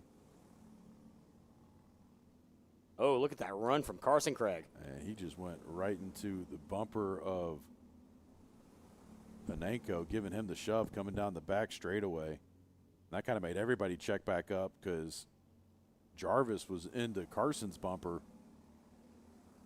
And let's see, this is going to be a couple more turns. You think anybody's going to make a move here or just going to let it hang out on the last lap? Going to be a last lap shootout. And let's see what happens as they are making their way through 16 and 17. White flag is out. Final lap of the day. LO 206's Senior of Mayhem. What's going to happen? Gloves are off. Coming down the hill. Looks like Carson Craig is tightening up a little bit. You can see a gap forming between him and Eugene Paneco. So, but that might be Giving himself some room to get a run. To get that draft and just Here go flying. comes No, Craig. forward bump draft. Here comes Craig. Paneco looking back. Jarvis tried going wide. Craig getting Late offline. braking. Ooh, Craig just a little bit offline there through the S's. He went from the inside to the outside line. I think that screwed up Jarvis a little bit. 5 more corners to Everybody decide this. bobbing and weaving right now. Eugene's just pointing. I don't know what he's pointing to, but he's pointing. Let's see what happens here. Last couple corners. Final Jarvis turn. to the inside. Not much room. Oh. Craig goes up to block. Checkered flag. And it's going to be first for And Eugene Panenko. Eugene looked back, gave him the Lincoln Massey as they went past the start-finish line. You know all about that one. I don't Oh, think I he know wants. it too I don't well. think he wants to relive that. That was pretty bad. I think that's what we're going to call that move now. The Massey, The thumbs up. Yeah, the Massey thumbs up. the sassy Massey. I like that one. That's what we're going with. Yep. And, man, a great finish to the day. You know, everything we predicted didn't go the way it was. Everybody was clean. We thought the Masters was going to be the Masters. The Masters, and that ended up being the one with all the drama, but That was the mayhem today. yeah, that was. And I we mean, just need to have a dedicated. all I got to 0206 say mayhem. is hats off to everybody here. The racing this weekend, some of the cleanest racing I think we have seen for an AMP kart racing Weekend. period. In the Yeah. 5 seasons we've been covering this, like that was really Only good one racing all major around. incident. Yeah, and even then that was minor. I mean, yeah, by comparison to what we've seen in the past, that was very minor. And you know, good job to everybody. I mean, the staff here, the racers, you know, most of the people on the broadcast crew. Why are you looking at me, Will? Everybody on the broadcast crew. Everybody did a good job. This has been such an amazing weekend of racing. And, you know, to cap it off, we had the endurance race going on the whole time up front, too. Yeah, and, it's still and going on. I mean, you know, while we're still here, let's look up these results of what they've got going on up there. So it's still HMD Racing, 161 laps, 62. They just crossed the line. Momo Champ at 160. Shift Happens at 158 laps. Dirty 30 at 158. Top 5 is your lay and pipe Union Racing. I love it. It's a great race name. Yeah, it is. Especially if that's what you actually Yeah. do as your day job. And just imagine that guy at a bar trying to pick up a lady and be like, yeah, I drive on a race team. Yeah, what's your race team? Oh, which race team you ran? Like, yeah. You won't find out. Maybe the bar is swinging Richards. I don't know. Oh, no. That would be terrible. Well, ladies and gentlemen, On that note, yeah, see Mikey putting up the title screen to get us off air Yeah, that's before we the- say something bad. hello my baby, hello my ragtime. You know, just play The us two off. piano guys. Yeah. Play me out, Johnny. Oh.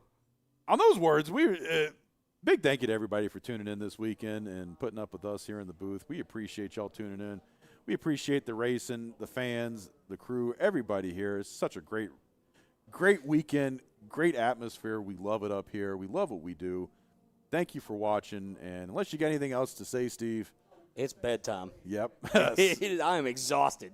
So long, everybody. We will catch you on the next one. We will be back here in June for round number 4.